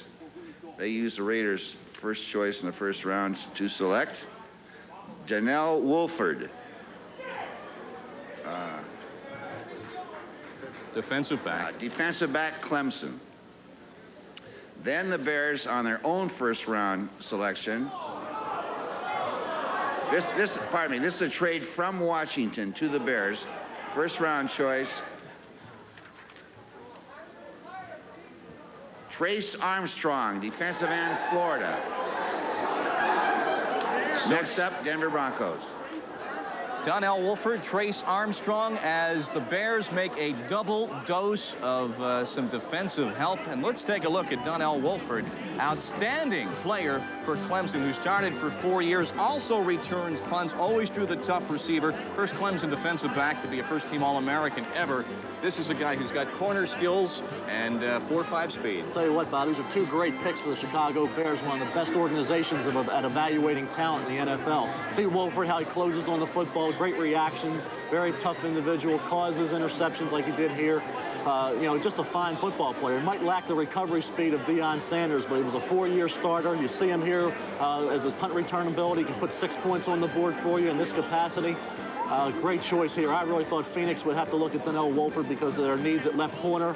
I think it's a great pick. Trace Armstrong, I thought, was one of the most underrated players in this draft. I think he will be more productive early in his career than Bert Grossman, and that's saying an awful lot because I'm high on Grossman as well. He transferred, didn't he? Transferred from Arizona State. Very highly competitive individual. Probably the toughest player in this draft, along with Darrell Johnston from Syracuse. He didn't play, though, in the pro season. He had some knee problems, went to the combine, and at that point really was only able to show his strength doing some reps. So it took a while to get a fix on him in this postseason. Well, he had 2 minor knee injuries, Bob. They were arthroscopic knee injuries with cartilage damage. He's fine now. He tested out well prior to the draft. Trace Armstrong is fine. He's in great shape, and he will be a great addition to a team, the Chicago Bears, that were desperate for defensive line help and desperate for a cornerback to work opposite Bestie Jackson. This guy has run some 4.8s, Trace Armstrong. We have him down at 4.9. So all the talk of the trade, the possibility, and Jim McMahon's ego being bruised, enthused as you heard the discussion from Chris and the guys about, you talk about a trade and trade doesn't come off, but it didn't come off. And so,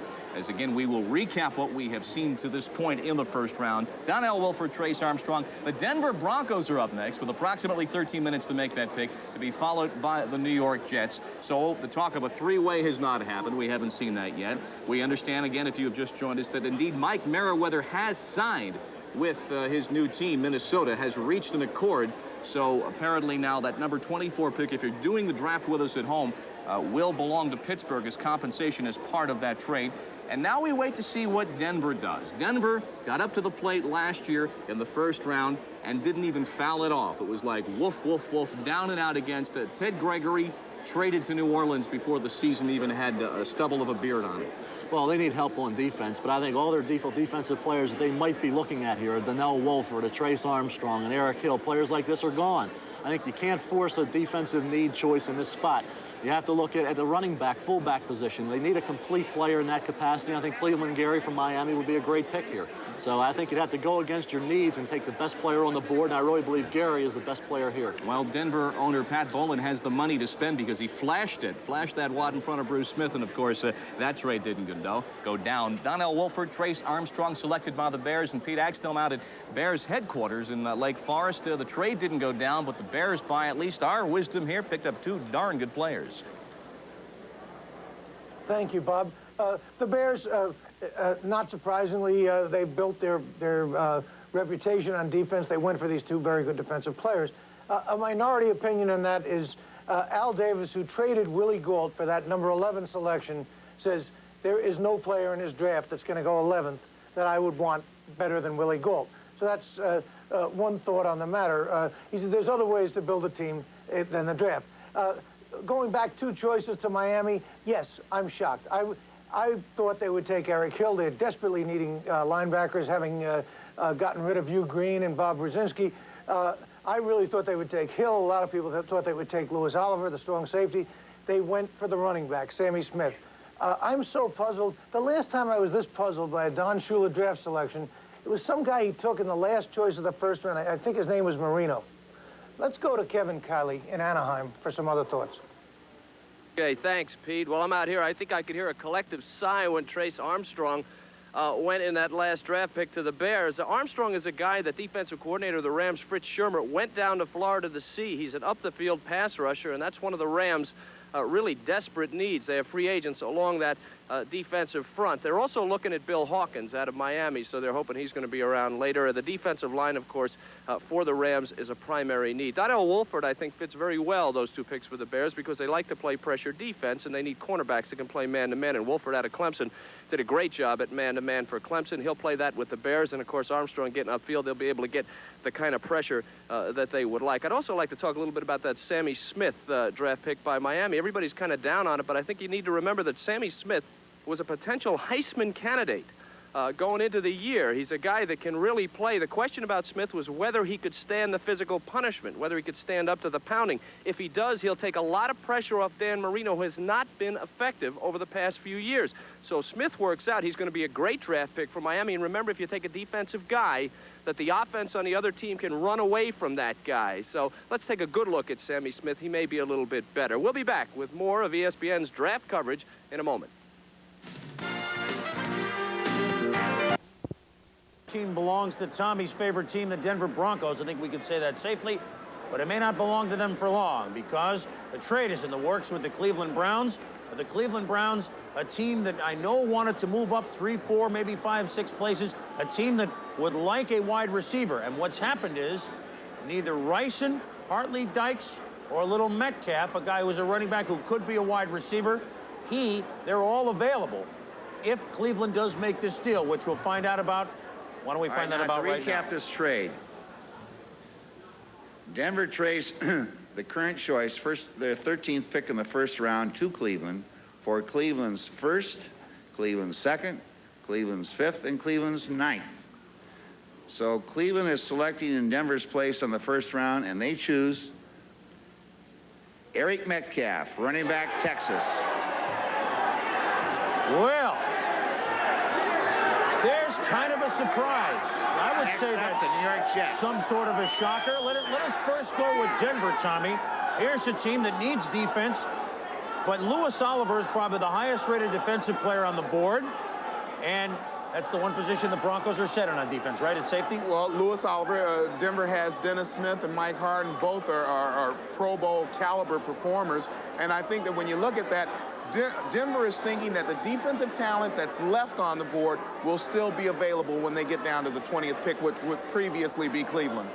And here comes the Jets pick. We're going to get back in a moment to talk about Eric Metcalf, which is kind of a surprise. But in the Cleveland scheme of things, it makes some sense. The Jets, if they like a wide receiver as the heir apparent to Wesley Walker, Ryson or Hartley Dykes, could make that move. I think they would have gone Trace Armstrong, but again, he is gone. Your best value are some offensive people left, Joe. Well, I got to believe it's going to be Andre Ryson. I talked to Joe Walton earlier this week. If they felt he was there, they'd take him. Here it is. New York Jets, first-round choice. Jeff Lageman, linebacker, Virginia. Well, like we said, if you thought it was too smooth, stick around a while. It's like New England weather. It'll change in 5 minutes. Jeff Lageman, no question the best rated inside linebacker from Virginia, but a guy projected to everybody that I talk with in the second round. Oh boy, and Joe Walton has taken the front already. They're chanting Joe must go.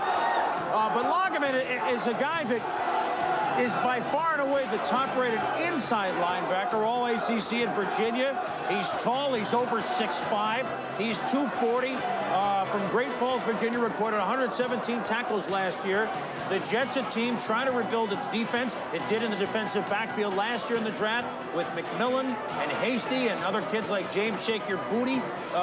They need linebackers. They need linemen. It's just kind of a problem. Defensive lineman.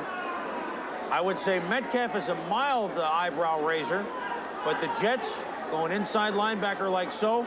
What he is the heir apparent to Lance Mel. That's what they're thinking, Lance Mel with the knee injuries. But we got some excitement, Joe. Well, we got some excitement. Obviously, this is what the fans wait for here in New York. They wait for the Giant picks. They wait for the Jet picks. Traditionally, they've been real tough on the Jet picks. And this one here, again, it gives them reason to look at their papers and find the guy and say, what's he doing in the first round? It's in the second round. But remember, last year they went offensive line and defensive secondary. This year they try and, like you say, shore up that middle linebacker position. I don't see it as a bad deal. I think if Eric Metcalf was there, that would have been their #1 choice. But they were ready with their secondary pick, and it turned out being Lageman. It is Lageman. Remember, they shocked this draft in '83 when they picked little-known Ken O'Brien at quarterback, and he has done very well. So Mike Hickey likes to go cut back against the grain, so they say. That's exactly what Mike and the Jets have done. And again, what you have, let's go back to Metcalf with Cleveland real quick, but as I see Seattle coming up next, and I got to believe they're going to go with the offensive lineman of their choice, either Heck from Notre Dame or Brian Williams from Minnesota, a guy that can play center, guard, or tackle. I know Chuck Knox doesn't pick offensive lineman #1 very often, but I have to believe that's where they're looking, or else they go maybe with Oliver as an heir apparent to as a Kenny Easley type player. I don't think it will be Oliver. Let's get back to Metcalf. In the Cleveland system, a team, Tommy and Joe, that has a chance and really had better make their move under Bud Carson the next year or two or lose it. It gives them a whole other dimension in their offense. A small receiver that can go up with Webster Slaughter and go down the field. A lot better. Well, and not only that, Metcalf can do so many things for you other than come out of the backfield and catch the football. He's an excellent runner. He's going to help you in your special teams area. This is a kid that can do a lot of things. He couldn't be a bad choice for Cleveland. You know, they now can both put him and Ice Cube back there to return kicks and punts, and they can never kick it away from anybody, right? Seattle and New England, and I'll tell you what's sitting there for New England is the wide receiver of their choice. And I think if you told Dick Steinberg a couple days ago that he might have Ryson and he might have Hartley Dykes to choose from, which might be their lead, I think he would have told you, first of all, put you in a straitjacket, but second, he'll be happy to take it. Seattle and New England are the next picks. Let's go over to Bobby and Mel and see if they've recovered. No, we haven't. I mean, this could be the biggest. This is a reach. This is like Muggsy Bogues trying to block a shot by Manute Bol. Lageman, not only is that a reach, perhaps, but it's certainly going to have a domino effect through the middle of this first round. I'll tell you what, Bob, it's obvious to me right now that the Jets just don't understand what the draft's all about. All right. You know, you're supposed Speak your mind. When you buy in a draft is just as important as who you select. And what they're saying right now is that Jeff Lageman is one of the top 10 players in this draft, and there's no way. Look at the players who are still out there. Lewis Oliver is still available. Andre Rison is still available. Hartley Dykes is still available. Joe Wolf, great offensive lineman. Andy Heck. These players all rated far above Lageman. Dykes is the player that they should have taken. If you team Dykes with Altoon, you're going to cause so many problems for defensive coordinators. They'll never sleep the week before the game. You have two guys with that kind of size and that kind of ability. There's no way that cornerbacks in the NFL can match up with a Dykes and Toon combination. Why they would take Jeff Lageman this high out is beyond me. If they're interested in Lageman, you move down. You don't stay with the 14th pick in the first round. There's no way Jeff Lageman is one of the top 10 players in this draft. I know you're working on a book, The History of the Draft for the last 20 years. I think you've just found a new entry for the Reach chapter, perhaps. A lot of wisdom on draft day. We'll see if history bears it out. 10 minutes on the selection for Seattle. They own that because of the Fred Young deal. We'll be back to the Marriott Marquis after this. His dad was a pretty darn good player for the Cardinals and the Washington Redskins. Like father, like son. Back in the mid-'70s, Terry Metcalf was a two-time All-Pro running back for the St. Louis Cardinals. Just 8 years after his retirement in 1981, he sends forth his son Eric, a senior at Texas, to chase down the same dreams in the NFL that he himself once achieved. Oh man, look at my life. I'm a lot like you were. When I was young, you know how you go out there and play football and everyone says, well, I want to be this guy, I want to be that guy. I wanted to be Terry Metcalf because that was my dad and he was playing professional football. Even when I coached him in high school, I was amazed a lot of times because I knew, I seen that move somewhere before. But it's unique that I can see it through my son. He's very similar to his dad. He may be a tad quicker than Terry was.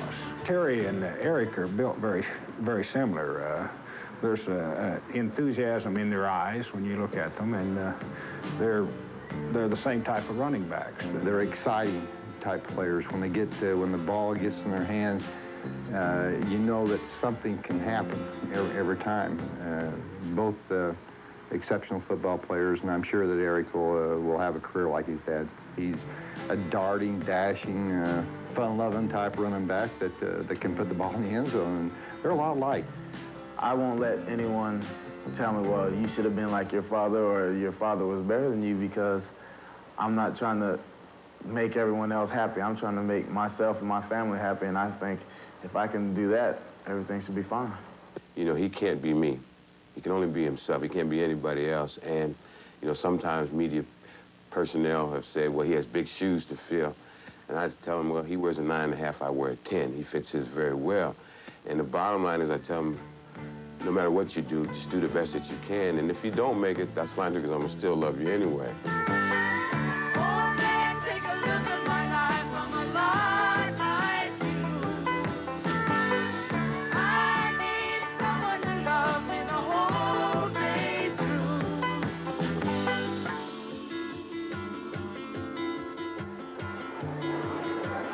Always good to hear from our friend Neil Young on draft day.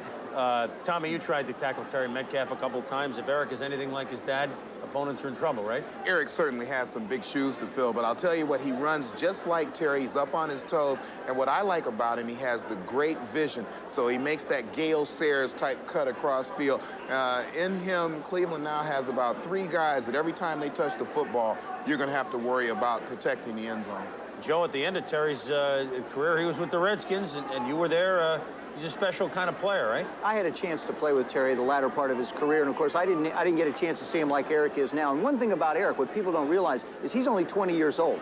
You're talking about a very young man who has a tremendous amount of maturity and a tremendous amount of ability to exploit. I agree with Tommy. I think anytime one of those three guys in Cleveland touches the ball, the defense has got to wonder when it's going to wind up in the end zone. I think he's quicker than his father. I really believe that he's quicker. He's a little smaller, which he should be quicker. But if he's got any, he's got all that Metcalf blood running through him, he's got stardom written all over him. In the genes. We are halfway through the first round here at the Marriott Marquis in New York. We're waiting on the Seattle Seahawks, who own the next selection. We'll be back right after this. They could go wide receiver. Joe, what would you do? Well, you see, they lose two tight ends in that plan B. They lose two centers in the plan B, but they still need defensive help. I think it could be Oliver. Could be, because they haven't had a guy like Easley back there. But the point you make, they lost their starting center, Blair Bush, in the free agent pick, and so Brian Williams might be the guy. Seattle Seahawks select on Indianapolis slot in the first round by reason of a previous trade, Andy Heck, tackle, Notre Dame.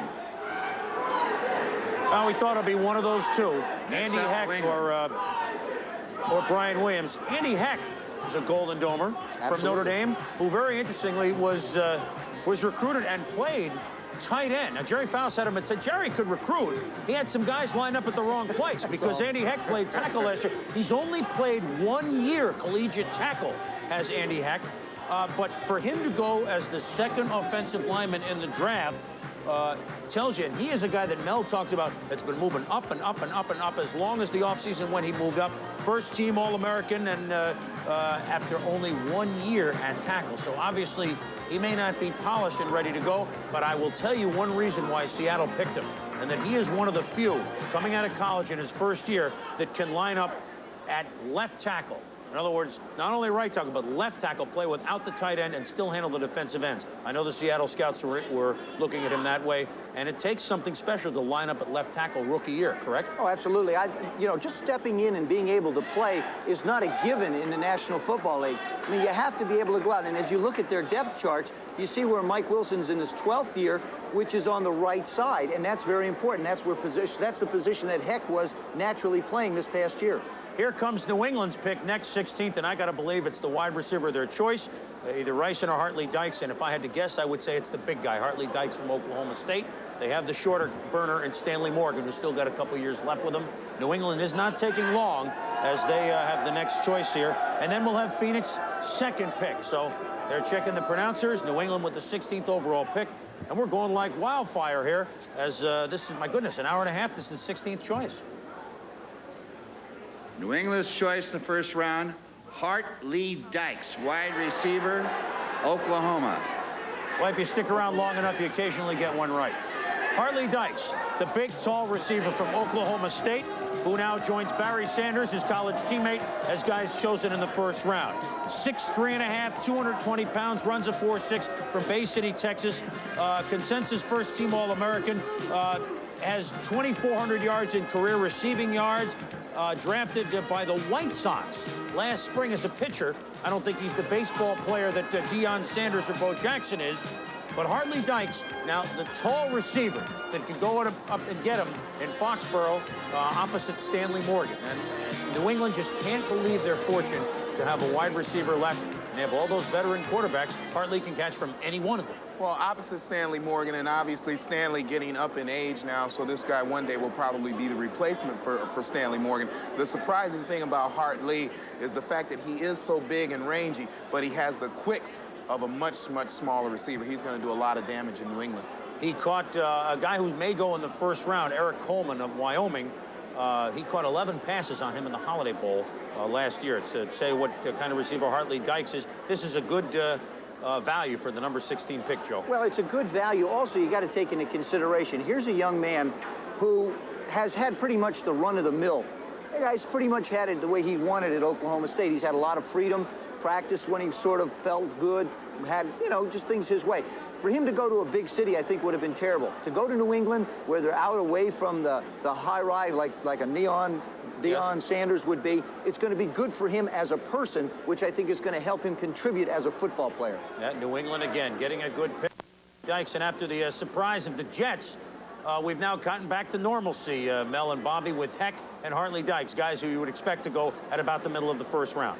Right, and of course Dykes won't be needing a new car. He's well equipped in that area. His recruitment put Oklahoma, Oklahoma State, Illinois, and Texas on NCAA probation. That could be a draft record. He was that good in college, so you can see what he can do for the Patriots when the money's coming on top of the table. Trends. We had our first wide receiver go at the 16 spot. We had 6 wide receivers go in the first round last year. We had 3 running backs go in the top 22 last year. They went quickly this year as we've just recapped the first round. Heck, you've talked all weekend about him zooming up the charts. And indeed, he did all the way up to 16 or 15, actually, because I think as you were sitting down a month ago looking at the offensive line, he was maybe your 11th or 12th best offensive lineman 2 months ago. Well, he started out the year, Bob, as probably a 5th, 6th rounder. He moved from tight end to offensive tackle this year. Really struggled early in the year, did not play well at all. The last 5 or 6 games, he showed tremendous improvement. He's up now to 288 pounds on a 6'6" frame. There's no question that Andy Heck has moved up more than anybody in the last month in this draft. And I thought he would go in the middle of the first, and that's where he went. What ought to happen now is Dick Steinberg ought to send a personal note of thanks to Mike Hickey, Joe Walton, and the Jets for allowing a great player like Hartley Dykes to still be there with the 17th pick in the first round. You know pro organizations. You look at what the Jets did today. Does this selection just point up that the Jets, who have not had a general manager for several years, need a general manager or a football man really at the presidential level in that organization? I just don't think the Jets understand the draft. You have to get value when you make a selection. If you're picking 14th, you have to get a player that on your board is 5, 6, 7, 8. That's the way it always works with most teams in the league. And I can't see Jeff Lageman as any more than an early to mid-second round choice. So if you're going to take Lageman, you move down. And I really believe that Dyke should have been that choice. Let's go to the podium Pittsburgh quickly. and Minnesota have now confirmed that the terms of the trade are finalized. Minnesota has traded its first-round selection in the draft, which is the 24th spot in the first round, to Pittsburgh for veteran linebacker Mike Merriweather. We had passed that news on before, so indeed the number 24 selection in this first round belongs to Pittsburgh. Phoenix is up. That's part of the Kelly Stouffer trade. Hartley Dykes, the selection Beano Cook of the New England Patriots, and there are some Pats fans that have made the trek down here to New York City. Okay, now we have a lot of New England fans here. One from Maine, and I will say they're not the wide receivers. But first, what did you think of picking Dykes? I thought it was an excellent pick. I thought Andre Rison might be just a tad better, but you can't second-guess Dick Steinberg. The guy's a genius. He does it every year. Dykes is going to be all-world for the Pats, and we're going to go all the way to the top. Okay, but what did you... Below to Livermore Falls. Okay, what did you think? A lot of booing up here. What did you think of the pick by the Jets? Did you laugh? Oh, it's a second year, disappointing second year involving this draft of the Jets. Very disappointing. Thank you, Jets. Thank you for helping us. Okay, now back to you, Bob Lee. Everybody's got an opinion on draft day. They are players that you might say are slipping. Maybe you would have thought at this point Lewis Oliver would have been traded. The phenomenon of the plummeting pick. Also, Andre Rison, Michigan State. Let's check in now, as we now have about 9.5 minutes left to go for the Phoenix selection to be followed by the Jets. Kevin Kiley with the Rams in Anaheim. Kevin. All right, Bob, thanks a lot. Andy Heck, I think, from Notre Dame is a player that moved up because he's versatile. He went to Woodson High School in Northern Virginia. I watched him play while he was in high school. Played some defense, played tight end at Notre Dame, and can play both tackles, the right and left. And Mel was talking about him moving up. He's a kid that really works hard, hit the weights, 288 pounds now, and I think that's the reason he's so high in the draft. Another guy that surprised me, along with everybody else, is Hartley Dykes, the fact that he didn't go to the Jets. Now, there's a guy that I always felt was a top wide receiver in the country, watched him play for Oklahoma State. A very, very fine player, and good to see him go to New England, but a surprise he didn't go to the Jets. We'll be back with more of the 1989 draft in a moment. Interesting relationship with Jimmy Johnson. I mean, he tried to recruit you once to Oklahoma State. I guess when you're playing for Oklahoma, he was at Miami. That's what one you suffered your broken leg, and now third time is a charm for him. I mean, were you trying to dodge this guy or what? Well, I've had some talks with him, and he recruited me when I was at Henrietta High School when I came out of Oklahoma State, like you mentioned, and I guess I have him to thank for breaking my ankle and turning my career around and forcing me to transfer to UCLA. Troy, when you get into uniform, the season gets ready to start. There's going to be a lot of speculation on whether you should start or not. Do you want to start beginning of the season?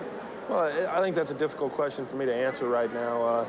Certainly, I don't know at this time what's going to be asked of me, how quickly I'm going to be able to get in and learn the system. And until I do, there's really no timetable. But I'd certainly like to get in there when I feel like I'm ready to go, and hopefully it'll be sometime this year. Troy, let me, and Joe and Tommy, let me jump in for a second because the Cardinals are about to make their selection. Then we'll go back to talk with the newest quarterback of the Dallas Cowboys, Troy Aikman. Here's Phoenix's second Phoenix first round. Cardinals. Phoenix Cardinals select in the first round. Joe Wolf, guard, Boston College. All right, so the Next Cards, up, first New one, York Eric Hill, Giants. linebacker, LSU. Now they go with Joe Wolf, guard, Boston College. The Giants are up next, but Joe, why don't you quarterbacks take it for a while? Yeah, well, as far as pressure goes, does this relieve pressure off of you knowing that everything is settled, or has it been that way for a while? And if that is the case, how do you feel like you're going to be able to handle that pressure going in? You know, you're walking in where everybody's expecting you. First, they look at, as professionals, they look at the amount of money you're making. Then they say, okay, let's see what the value looks like. Does it put additional pressure on you? Well, I think in terms of pressure, if this relieved any, I think it relieves some of the pressure just from knowing for sure where I'm going, getting this behind me. I think I'm just now beginning to walk into a situation where there's going to be added pressure to perform now on the football field. And that's inevitable. That's going to happen, as you well know, as a quarterback, no matter where you go, whether you were the first player chosen or the 16th, there's going to be pressure for you to perform. And all I can do is my best. And I'm going to go out there and do the best job I can and try to please myself as well as my teammates. And I certainly don't want to get in a situation where I'm trying to please everybody, fans and media, because you'll drive yourself crazy trying to do that. Well, you've got a guy, I think you're one of the young quarterbacks that's coming into a situation with an opportunity a lot of people don't have. You get to turn around and hand the ball to number 34, Herschel Walker. Have you thought about what that's going to look like, or have you had a chance to work out with him at all? I haven't had a chance to meet Herschel or talk to him, but I grew up watching Herschel at Georgia, and it's going to be a great experience for me. I think with a running back like Herschel Walker, it'll help make that transition for me a lot easier. He's a great player, and with receivers that they have at Dallas, certainly there's some great talent on that team, and that'll certainly help the burden. Troy, our best wishes to you. First pick in the draft, I mean, that's something you probably thought about maybe a couple of years and tried to get out of your mind and say, my goodness, it's pretty lofty status. You've earned that status, and we look to see you in the Cowboy colors for a long time. Best of luck. Thank you. All right, Troy Aikman, quarterback, UCLA. First pick, already signed, sealed, delivered to the Dallas Cowboys. When we come back, the Giants will be up next. Stay with us. Nonsense guy, 6'5½", 280. Joe Wolf has played every position on the offensive line. With since you're going to the Giants, he might have to do some of that. If rather to Phoenix, he might have to move around on their line. He could be the best lineman ever at BC, some people say, which is a heck of a moniker to carry around. The youngster from Allentown, Pennsylvania, goes to the Phoenix Cardinals, and so the Cardinals in Eric Hill and Joe Wolf didn't pull any surprises today. Let's go to the podium because the Giants are next. And if they're looking linemen, it would be Brian Williams or Wisniewski from Penn State. Of course, they went to offensive linemen with the first picks last. New York Giants, first round selection. Brian Williams, guard, Minnesota. Also, the Giants, who went Eric Moore and John Elliott, offensive linemen 1 and 2 last year, and they're going with Brian Williams, who's a 300-pound guy that can play tackle, guard, or center. He's just a great athlete for Minnesota. 6'4", 300 pounds. He's a good deep snapper. He's a solid pass protector. The young man from Pittsburgh. You know, the Giants lose Billy Ard to Green Bay in not the dispersal, but the free agent draft. Carl Nelson may not be able to play for him anymore. This seems like a good pick for the Giants, who've had some offensive line problems, if you listen to Parcells. I think it's an excellent pick for the Giants. And the thing that you like about this kid is, as you said, I mean, you know, you get a good 300-pound offensive lineman. It's a guy who's going to be there for the next 12, 14, 15 years.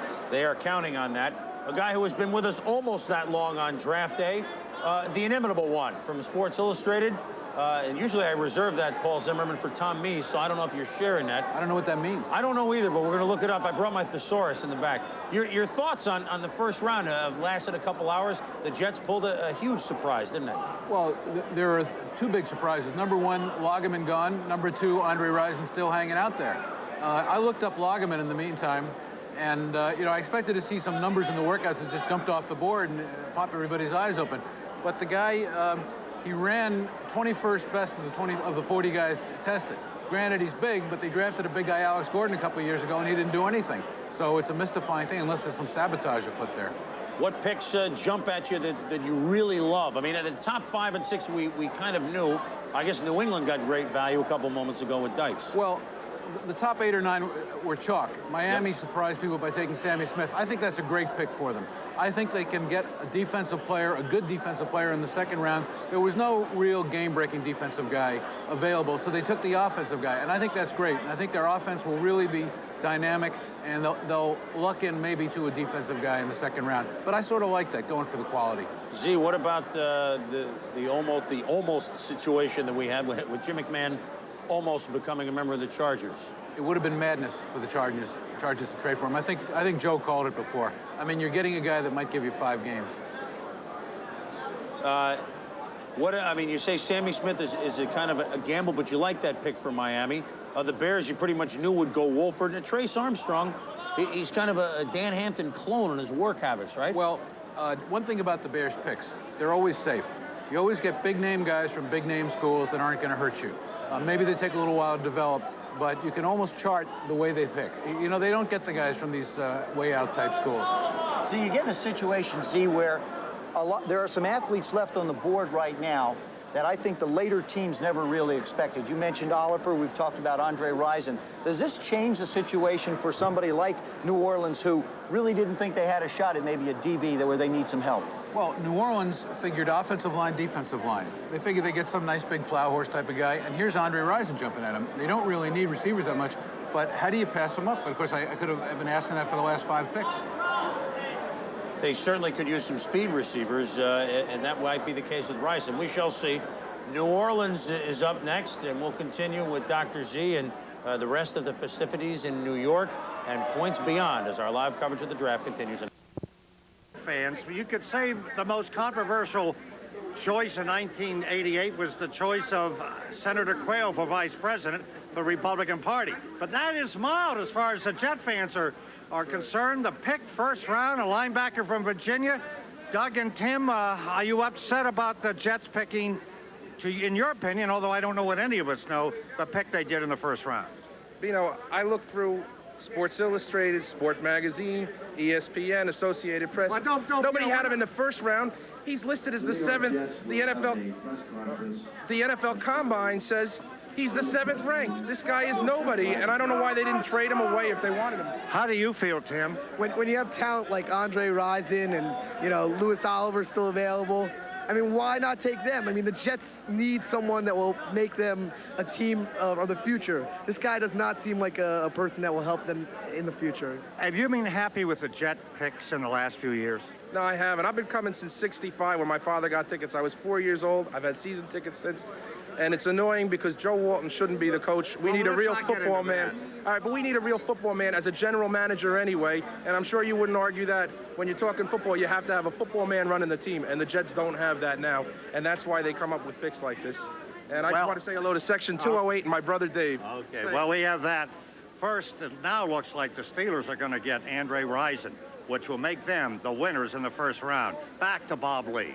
He's hanging out there. Whether he goes that far down remains to be seen. We have had 18 selections, 8 defensively, 10 offensively, as Jeff Lageman, good ball player, not projected anywhere near where he was selected and taken by the Jets, the 14th pick, the first Virginia draftee by the Jets since they took Lester Lyles back in 1985. There's some big names out there. Okay, Louis Oliver has plummeted. Andre Rison, not nearly as much, but Oliver had been talked about as one of the 7 samurai at the top of this draft a couple of weeks ago. He's a fine football player. When you look at Oliver, he should be in this general area. But why area is he right plummeting? Now. Well, people look at pure safeties and they downgrade them. They'll take the cornerback over the pure safety. What teams did to allow Rison to slide down this far is go strictly for their major needs. Teams took Joe Wolf, teams took Brian Williams, clubs like this. And of course, the Jets threw the whole first round out of kilter with the Lageman pick. But Andre Rison is an outstanding football player. If you even look back into history, when Jerry Rice came out, he went in the mid-first round. You had that year Toon, Brown, and Rice. None of those 3 went before the 10th pick in the first round. So wide receivers tend to slide, but it's allowing the Saints, it's allowing the Broncos and clubs like this to get a real steal at this point in the draft. Okay, we're waiting to see what happens with the Saints, a team that lost 8 veteran free agents to the Type B free agency. We really have yet to delve into that. We will through the afternoon. The effect that some of these selections in the later rounds will have Type Bs. New Orleans is up with about 6.5 minutes to go before their selection. We talk about the fortunes of players rising and falling, and then there are players who just want to get, as we watch the Saints, want to get into that first round. It's prestige and it is money. One such player is a cornerback from North Carolina Central, Robert Massey, maybe on the bubble as it comes to being projected as a first rounder. And with him, spending this draft Sunday with him, is our Jimmy Roberts in Durham, North Carolina. Hello, Jim. Hi, Bob. How are you today? We're down in Durham, North Carolina, as you said, at the home of 22-year-old agent Drew Rosenhaus, representing several of the players here in the triangle area between North Carolina State, North Carolina, and Duke University. Most notably, Robert Massey, the cornerback from North Carolina Central University. And Robert, a couple of surprises in the first round, huh? Yeah. The biggest surprise to me is the fact that Louis Oliver and players like Andre Rison are still available. And it's scary because in my situation, it seems now that the first round is almost impossible. Well, there is, as Bob Lee mentioned, quite a big difference between the first round and the second round monetarily. I think we mentioned in talking yesterday that the difference in signing bonuses alone can be as much as $500,000 in average between the first and second rounds. I know you're sweating it out right now. Yes, when you're talking money, most definitely, because you want to make as much money as possible, so I'm scared. What about Miami? I know that you and Drew were talking about the possibility of going there, and that pick, Sammy Smith, surprised you? Shocking. You know, I expect Louis O'Donnell to be picked at that point, and with the running back being picked, that's like a setback for the defensive backs in this year's draft. All right, Robert Massey, we'll be here with him throughout the day until he does get picked. And Bob, I've got a question for you. What happens if a team runs out of time? Does Gene Barth run out into the middle of the floor and throw a penalty flag? We wait for Dick Papero to call a two-shot foul, I think, actually. All right, money makes a difference. Lee Steinberg, the agent, said, you know what a first-rounder is? The qualities that somebody taken on the first round. Last year, for example, Wendell Davis, the Bears, signing bonus $500,000. Marcus Cotton, who opened the second round when the Falcons took him, just got under $300,000. So between those consecutive picks, you see a big difference. On average, last year, a first-round bonus was worth nearly $700,000. On average, last year, a second-round bonus nearly $240,000. So, yes, it makes a great deal where you are selected in this draft, as the card should be on its way up as we await to see what New Orleans will do. Jim Finks, Bill Kuharich, and the pressure on to get this team over the hump and get back in. Who do you think, Mel? I like Andre Rison here. I don't know how you can pass up a player with his ability. And, of course, Louis Oliver is still there as a great player, and I think will be a future Pro Bowler. So I think the Saints are in a great position to get value with this pick and also fill a need. You talk about speed at wide receiver. That's something they don't have. First round selection, Wayne Martin, defensive end, Arkansas. Wow.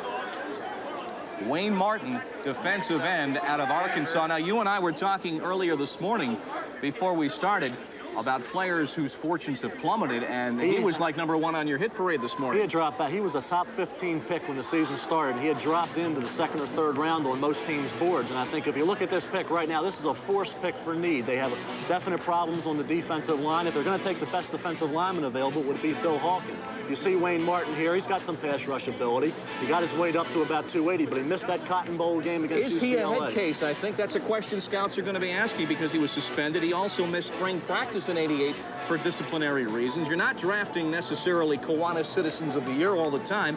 This is a guy who's put a lot of weight on in college, but whether indeed Bourbon Street can get to you. Well, that's that Cotton Bowl. He had an opportunity there to really get after Troy Aikman and show what kind of pass rush ability he has against a team like UCLA. And, of course, he missed that particular contest, and I thought he had dropped down. I really believe this is a forced pick because of need on the defensive line. And if they were going to take the best defensive lineman available, I really believe it would have been Bill Hawkins. He didn't run well at the combines either, right? No, he was over 5 seconds. He did virtually nothing at all to solidify a first-round position. And I think when you look at this pick, you have to take value. And we'll be talking about Andre Rison and Louis Oliver, and these two players will be Pro Bowlers, and I doubt seriously if Wayne Martin has that kind of ability.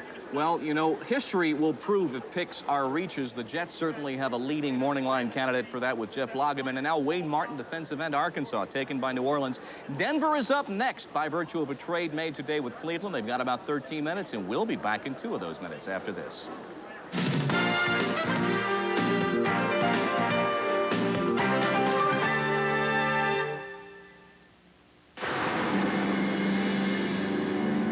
After rigorous examination of the Mercedes-Benz 300E, So to give up number 13, they get number 20, number 47, plus a 5 and 9. And really only one more defensive player on the board. Wayne Martin just went if Denver still wants to go defense. Two guys that have plummeted. Andre Rison, much as his college teammate Lorenzo White, Michigan State, did a year ago. He went a lot lower than people thought. For what reason, we don't know. And Louis Oliver. They have fallen by the wayside. And Tommy, we talked that the Broncos have good safeties. They also have good wide receivers. So those two guys don't seem to fit here, do they? The two best athletes on the board, Rison and Oliver, still left, happen to be the two positions that the Broncos are pretty substantial at, the wide receiver and the safety spot. I still like the next choice to be Cleveland Gary. I'd like to see him get the big fullback to take the pressure, at least some of the pressure off of John Elway. Yeah, but I mean, they've fired their whole defensive staff. Some friends of yours, they tried to get Bruce Smith for $1.05 a year. I got to think they go defense, which Joe might lead us to Absolutely, Hawkins, Bill right? Hawkins. I think when you think of the Denver Broncos, and you think of their absolute ultimate need, it's defensive help. You saw what Pat Bowlen tried to do by offering Bruce Smith as much money as he did. When he put that dollar sign out there, all he was saying is we need defensive line help right away. Bill Hawkins is probably the best guy on the board right now in the first round. My guess is they will go defense and they will go defensive line. See, he's going to save himself. Now, you figure $1.50 for Smith, he's probably going to have to only pay about $700,000-800,000, so they've got a little bit of money. By the way, Denver, by making the trade that they did with Cleveland, gets a star right next to their moves for this year's draft. I think they are the stars right now with that trade. As long as they don't make picks like Ted Gregory, who they realize they make a mistake in and have to trade in the middle of the season to New Orleans, which was your play of the year, right? When their number one draft pick, right? And the thing about Ted Gregory was that, and you know this if you're around the Bronco organization, this kid was reported to be 6'2", 6'2.5". When they spotted him at camp, the guy was about 6 feet tall, so questionable sighting there from the staff last year. But yes, I agree with Joe. I think they've done an excellent job so far this year, depending on the pick they make. Argument for the metric system, at least, to be used at Denver. Denver is next. Then the Rams go, and they do have 2 first-round picks at number 21 and 26. Then it's Colts, Houston, Pittsburgh's second pick in the first round as the Merriweather trade went through, and then Chicago. So now we're getting into teams well, Denver didn't make the playoffs last year, Tom. This just in. But now we're getting to teams that are among the better in the NFL. And one thing that we could say, and we'll talk about when we get back, is a guy like an Andre Rison. That's right. He may be upset that he's falling down, but he may be going to a team that could get him to the Super Bowl in the first year. We'll be back with the draft continuing in a moment.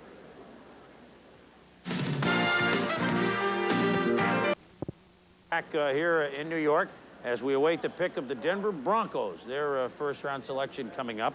As you know, that we've been going all across the country. We have live remotes in many places, like Kevin Kiley out in Anaheim, but we're not going to go there right now. See, we're going to make you wait. Good things come to those who wait.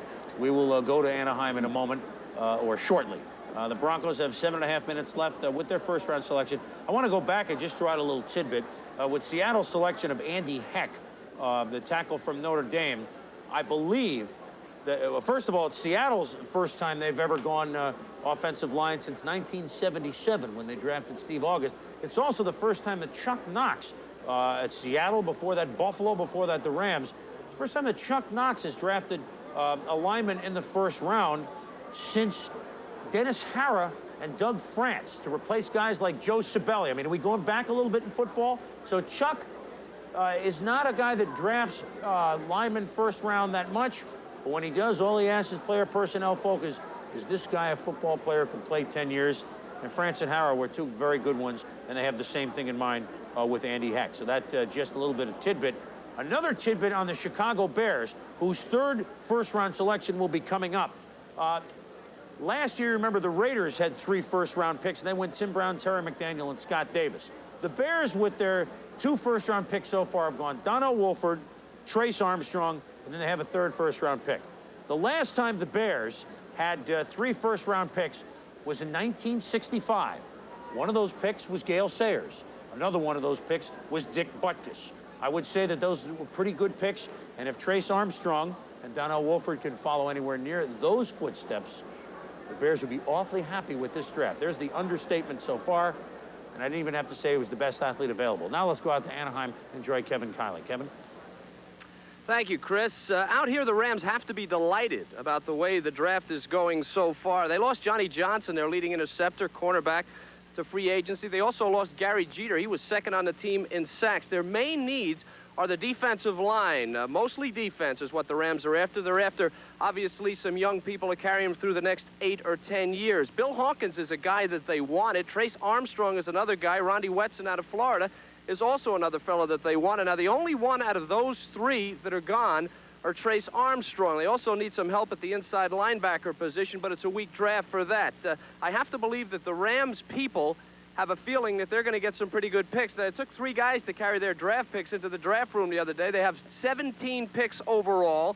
They've got 5 picks in the first 2 rounds, or 6 picks in the first 2 rounds, and they have 10 picks over the first 6 rounds. So they're going to get some of these people that have not been picked. They do not need wide receiver help.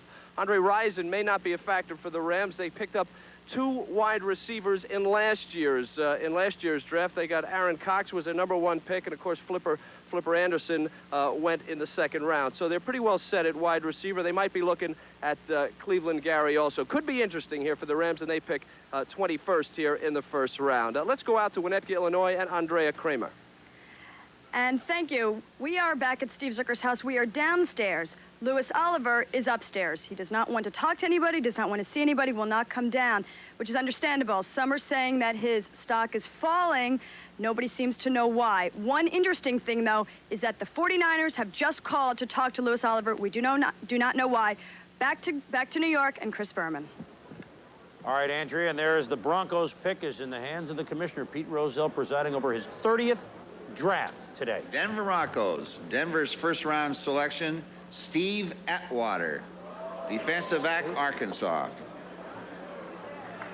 Next up, Los Angeles Rams. Louis Oliver is there at that position, and Steve Atwater, a guy who several scouts told me they really liked, but a guy who's a safety didn't quite seem to project as Oliver. So there goes our theory about Mike Harden and Dennis Smith out the window. Maybe, although they can't play forever, Tommy. Denver has gone with the safety. You surprised? Well, I'm surprised if you were going to go with a safety that you wouldn't go with Oliver. There must be an unspoken reason why they have not. But I think that Dennis and Mike, even though they are aging slightly, are both at the caliber of being Pro Bowl performers. Certainly, you get a guy behind him, he's going to help, and they need all kinds of defensive help, as Joe has said before. Well, I think the important thing that Tommy brings up also is Atwater's going to help him now. This draft, if there's anything in this draft as far as depth goes, it's in defense. So they can make this pick now. They can take the luxury, and there may be that defensive lineman left out. Don't forget now, Denver also has the 2nd pick of Cleveland's, which could allow them to make a deal as well. So I think we're going to start to see some trades coming up. I mean, this is something that surprised me. I felt like there would be more deals made in this particular draft, particularly in the late rounds, than there have been at this point.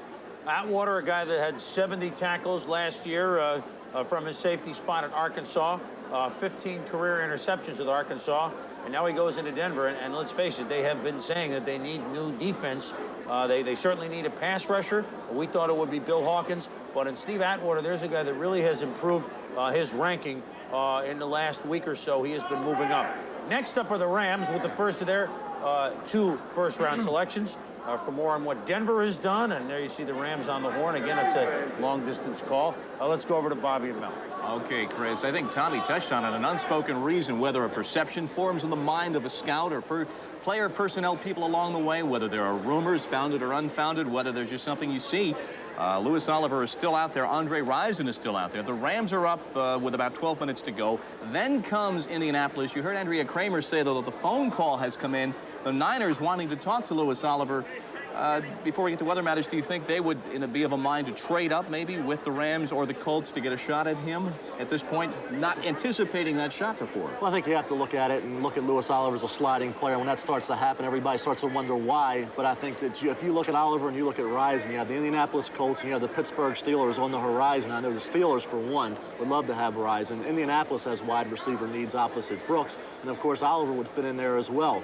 But I think the Pittsburgh Steelers are the team that could come out of this draft with 2 outstanding offensive players if, in fact, a guy like Risen is still there. And even if he isn't, Lawyer Tillman from Auburn is a player that would really look good in the Steeler uniform. So Pittsburgh, with Worley and one of these two receivers, is going to do a great job surrounding Brister with the kind of skilled people he really needs to be a great quarterback in the NFL. Yeah, whether these are reaches or whether these are just some great intuitive moves that will be hailed into the 90s when you look back on the draft of '89 as master strokes of genius, we can't say right now, but we can say the Rams have about 11 minutes to go. The Colts, Houston, then Pittsburgh. Pittsburgh with their second first-round selection. Then comes Chicago, the Rams again. So the Rams have needs, and right now John Robinson and John Math trying to decide what to do because they have opportunities they didn't think they would have at this moment. We're waiting on them. We'll wait for you to come right back with us. We'll be back.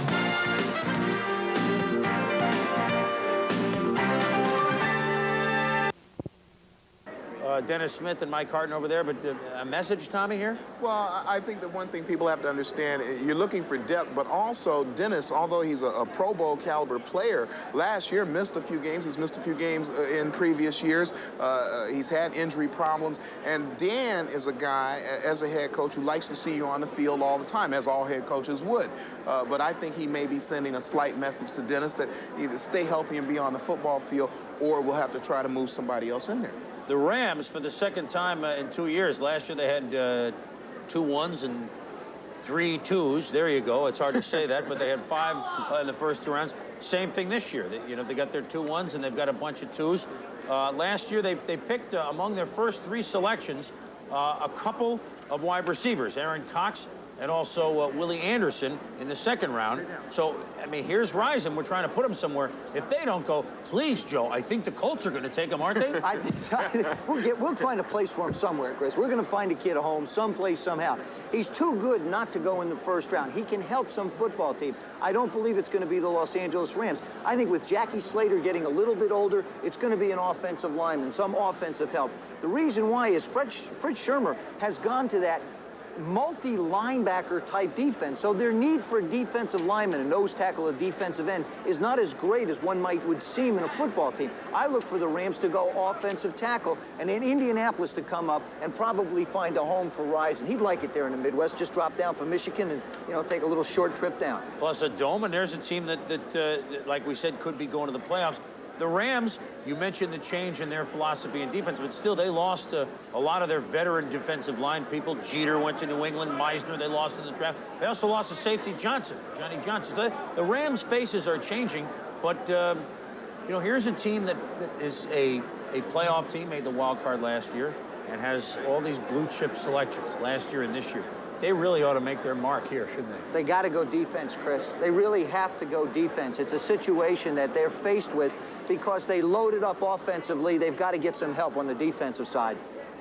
All right, let's jump over to Bobby and Mel as their thoughts on the Rams as the first round. We told you it would slow down eventually, and finally it has.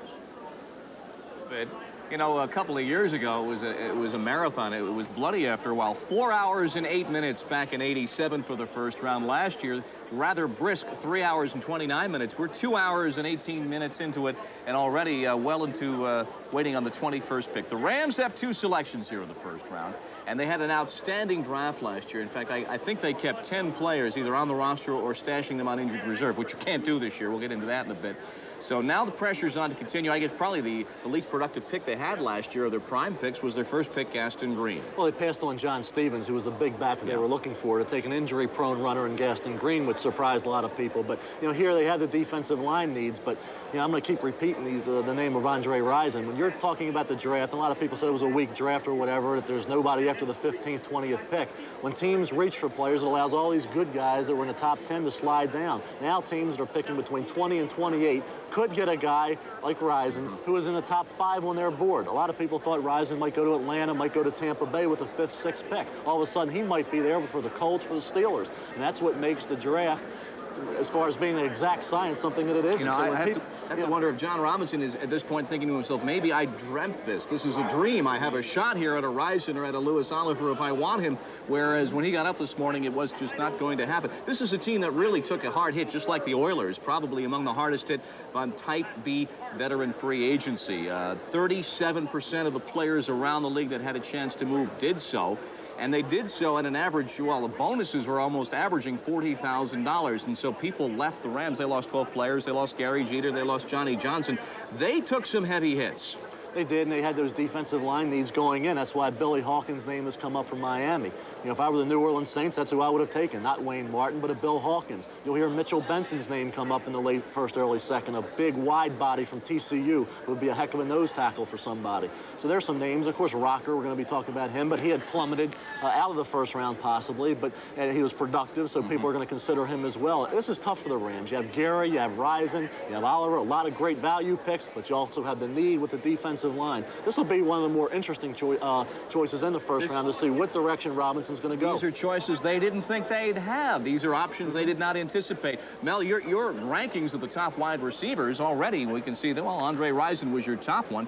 We had 6 wide receivers taken in the first round last year, and the first one selected this year, Hart Lee Dykes, taken by the New England Patriots in the 16th position. So it's been a rather speedy first round. It has not been a round where we've seen a lot of wide receivers go, so your top guy is still out there, as well as Sean Collins. Interesting, he was, what, a tight end in college, but you project him as a wide receiver in the NFL. Well, he's only 6'1½", 205, so he will definitely be a wide receiver. He's got good speed, he's got great hands. Sean Collins should be a late first, early second round pick. I'm sure a team like the Lions, who are going to that run and shoot and now have Barry Sanders, would love to have a wide receiver like Sean Collins or Lawyer Tillman or Peebles. There's going to be some great receivers on the board in the early second for teams that definitely need help at that position. All right, we're waiting on the Rams. They have 3 minutes to make the first of their 2 first-round selections. We'll see if anything is perking in the way of a trade. There are plummeting picks and some outrageous fortune for the Rams when we come back.